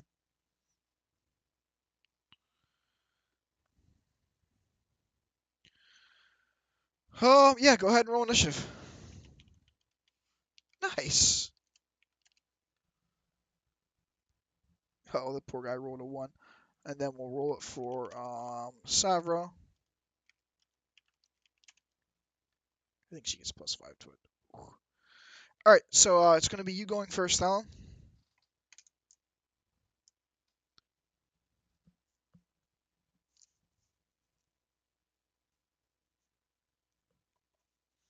Roll your attack.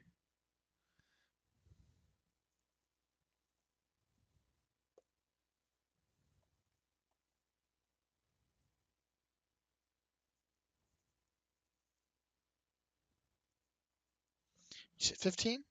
Yeah, that'll hit him.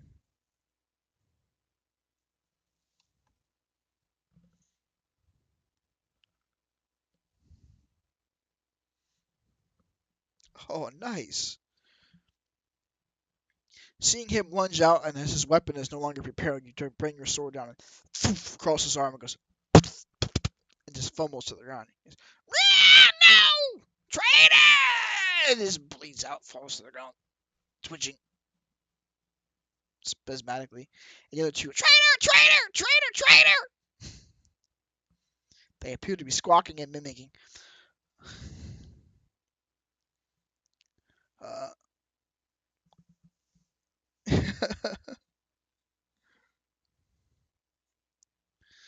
Uh, wouldn't you like to know? On that, it's going to be Zirio's turn again. He's going to dash in toward this guy here, drawing his sword as he goes. Hooray! Yeah, that's going to hit.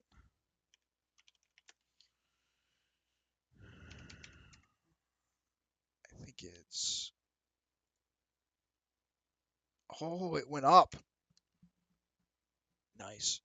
So he brings the blade down and scorches across the chest of it, and the thing goes... and it just slumps against the wall dead. The remaining bird, looking quite cornered, turns at you, Thallan, and throws a sword at you. It goes... and clatters off into the stones below. And that makes it Cypher's turn now. I presume she's just going to walk in here and stab the last one. She gets a second attack. That one misses.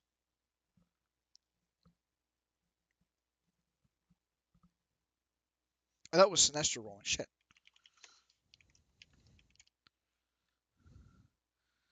Ooh. That's 5 to yours. That would still miss. You want to roll again for her one more time just to... Since I... There you go. Yeah, that would hit. So then she does 1d8 plus... I think since she's got a +1 on her weapon right now, it makes it +6. So 1d8 plus 6. No, +5. Sorry, 1d8 plus 5 for damage. Takes her rapier and definitely threads it between his collarbones, and he's... Traitor! Let's see here. It comes back to your turn, Thallan.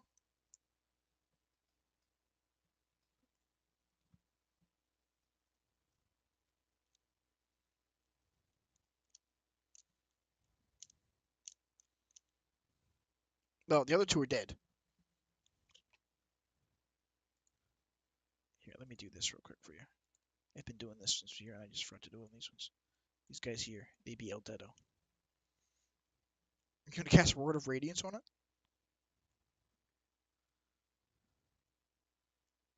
Alright. Yeah, that'll hit him.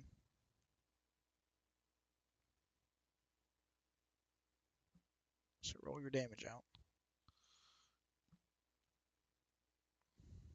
So as he's squawking traitor incessantly, you just flick the tip of the blade across his throat. And slumps across the altar before falling back against the wall. Quite dead.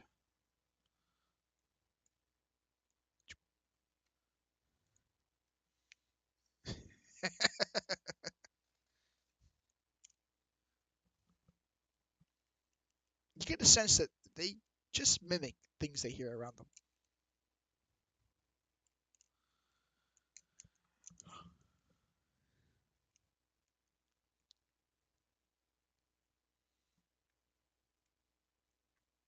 Yep, all 5 of the prisoners in this room are chained to the wall. They're all human men.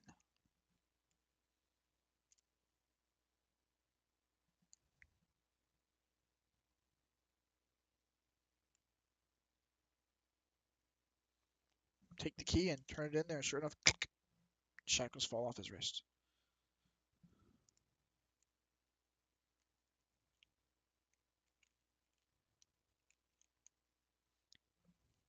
He rubs his wrists, kind of rubbing the wounds and sores where the manacles were tightly clasped. Thank you.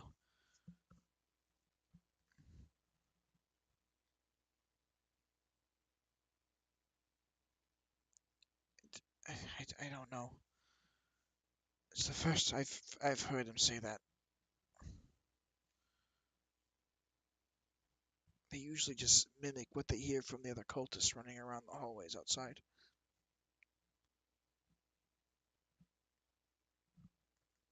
Just shakes his head.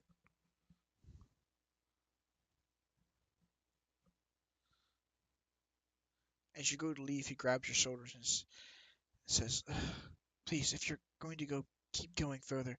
My wife, Nerissa, she was taken below by the cultists. If you could find her, please, send her home."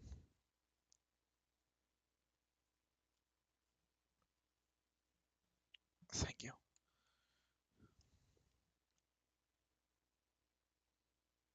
And to you, you let the rest of them free, and they, as you set them free, they go and retrieve the weapons that the Kenku had. So three of them go and pick up the short swords that the Kenkus had, and they move their way out of the room and enter into one of these side rooms here.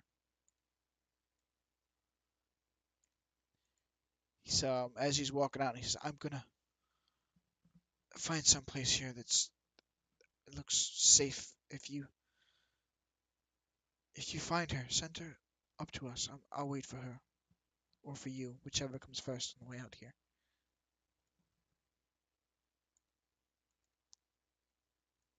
All right. So these guys are all gonna go there. This one guy's just gonna get the fuck out. As you're making your way out, so you get a patch on the shoulders. "Well done."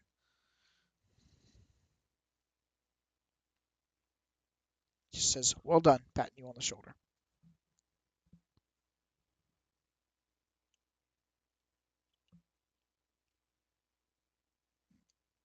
Just nods. Walks out of the room. All right, Sinestra, where are you going? Where have you gone? Oh, he's. Oh, okay. So, you guys want to all meet up and move in a group here, or are you just going to continue to run off willy nilly?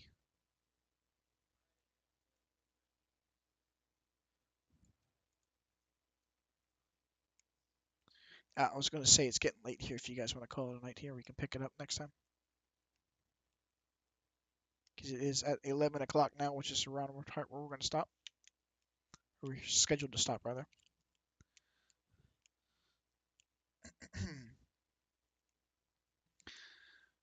Caladwin approaches you guys. "I have an idea. If you would hear me for a minute."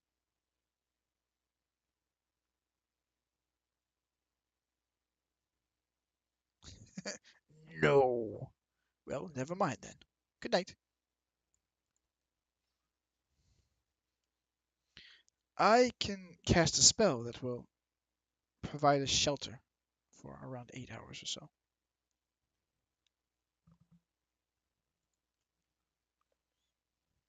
"If you so wish."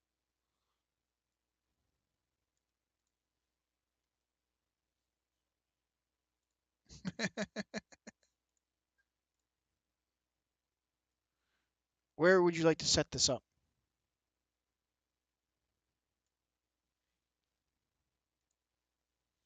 "In the middle of this kind of living room here?"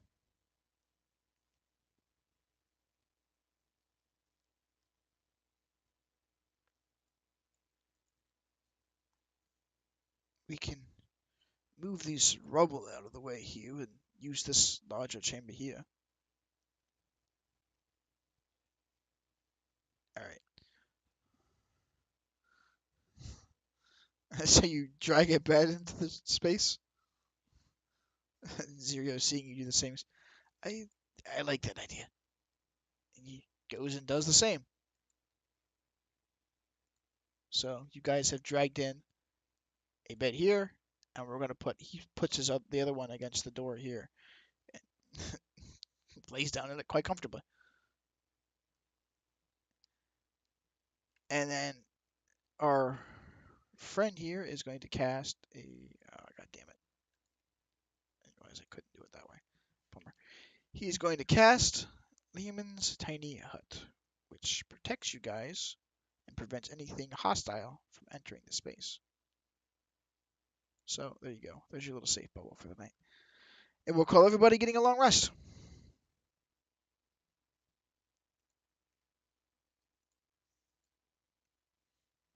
You guys have officially passed nearly 2 days in a single session. Well done. Well, it's about 2 days have passed now since you guys have taken 2 long rests.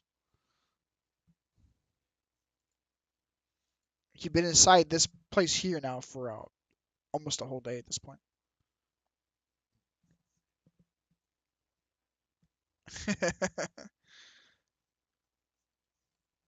All right, well, we'll pick this up next Friday and continue our adventure through the Howling Halls here and see what mischief you guys can get yourselves up to. Alrighty.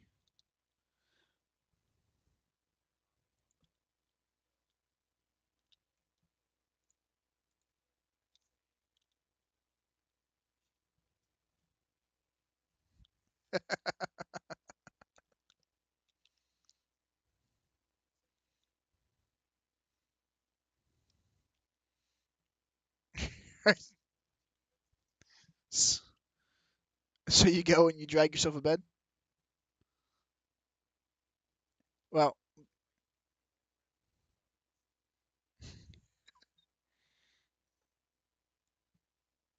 yeah, so we'll put it right there in the corner of it. There you go. You'll have the corner there. No, you haven't told anybody this. Zirio is aware of it. Oh, interesting point, by the way. For your perception roll you did while you were resting.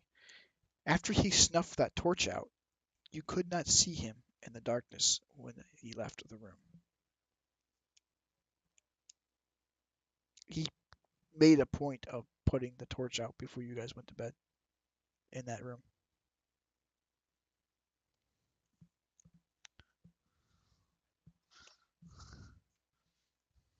Even if you rolled a nat 20, you wouldn't have seen him.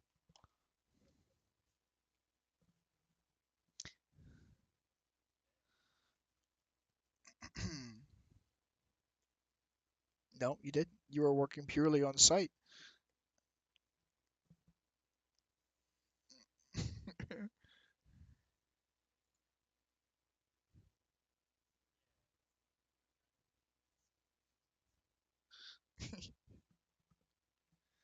Well, it is pitch black in there, and but he has night vision.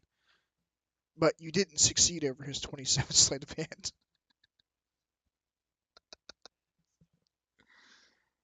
He's invisible in darkness. I'm not coming back next Friday. On that note, the fun of the Gloomstalker Rangers. Um, so we'll pick this up again. The 12th of April is this month at 8 p.m. On that note, we're going to end the stream. Good night, folks.